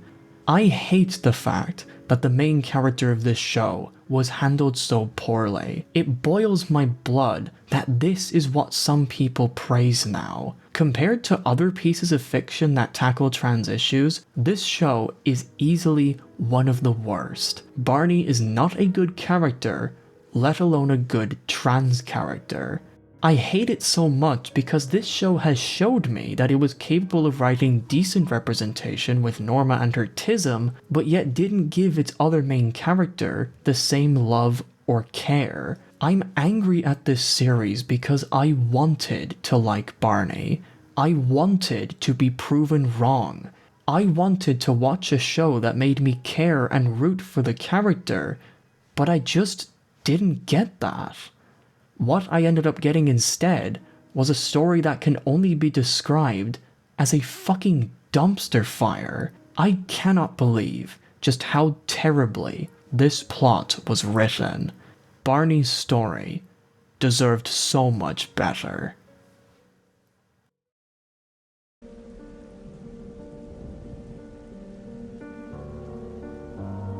It annoys me to no end on how this show turned out. From its schizophrenic storytelling style, flat and annoying characters, and extremely basic animation, this show was a fucking chore to go through. This feels like it never passed the first draft phase of a script, and every single episode, from the beginning to the finale, was an assault on my senses. The only praise I can give the show is Norma and possibly Pugsley for managing to achieve the goal of just being tolerable. That is literally it. This show had so much potential to be something, and the fact that it was a big pile of nothing in the end left me incredibly disappointed. I'm disappointed and angry because this isn't the guy's first draft. Hamish Steele has had this story for fucking years. From his short, his comic, and now his show, Hamish has gone through at least 3 iterations of this story. This series is his magnum opus, a story that he fought vigilantly to get made for so many years. When he got his chance, he had all the power to make this show amazing. He had a whole team that was ready to make this a show that could inspire and touch the hearts of thousands around the world. And to see his third draft end up being something like this is incredibly heartbreaking to me. I don't want to say that the guy has no talent. That would be going too far. I just think that his story has this massive identity crisis. It has no idea what it wants to say or where it wants to go. Usually I'd be excited to see what would happen in season 2 of a story, but with this, I got nothing. I felt like I just watched a story that was originally something pretty decent, but I got the sanitized version instead. All in all, I do not recommend that you watch this show. There are videos of paint drying that provide more entertainment than this. If you want to give it a shot by any chance just to feed your own morbid curiosity, then I suggest that you just pirate it. Don't give Netflix any fucking money for making this shit. We deserve better shows with actual competent writing. Those pieces of content are the ones we should watch. Shows like Invincible, Castlevania, and Arcane.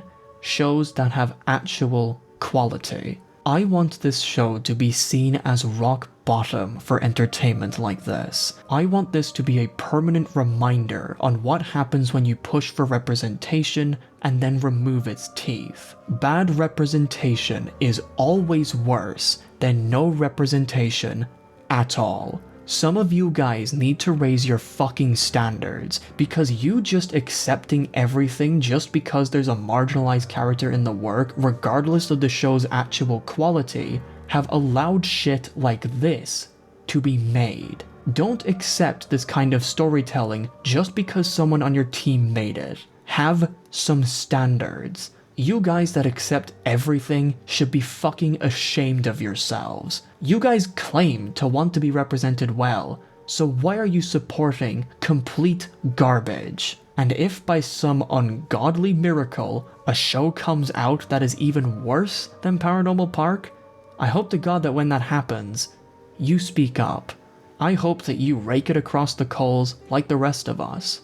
I want people to start standing up and demand excellent writing, because that shit, even if it doesn't make that much money at the start, lives on forever. Until you raise the bar and demand that shows and movies do better, then we are going to continue getting garbage like Paranormal Park. And that is a state of art that I do not want to see anymore. Please, for all that you are worth, have some fucking self-respect. This show was pathetic. But, for now, my name is Manga Writer, and I will hopefully see you in the next one.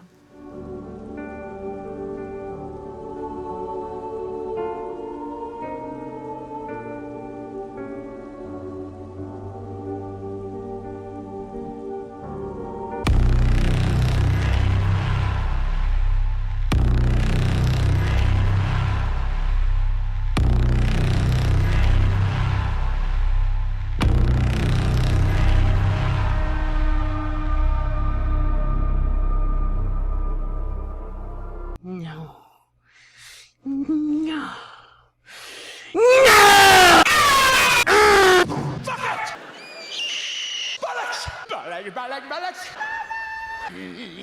Don't you dare! I want to die, Clay.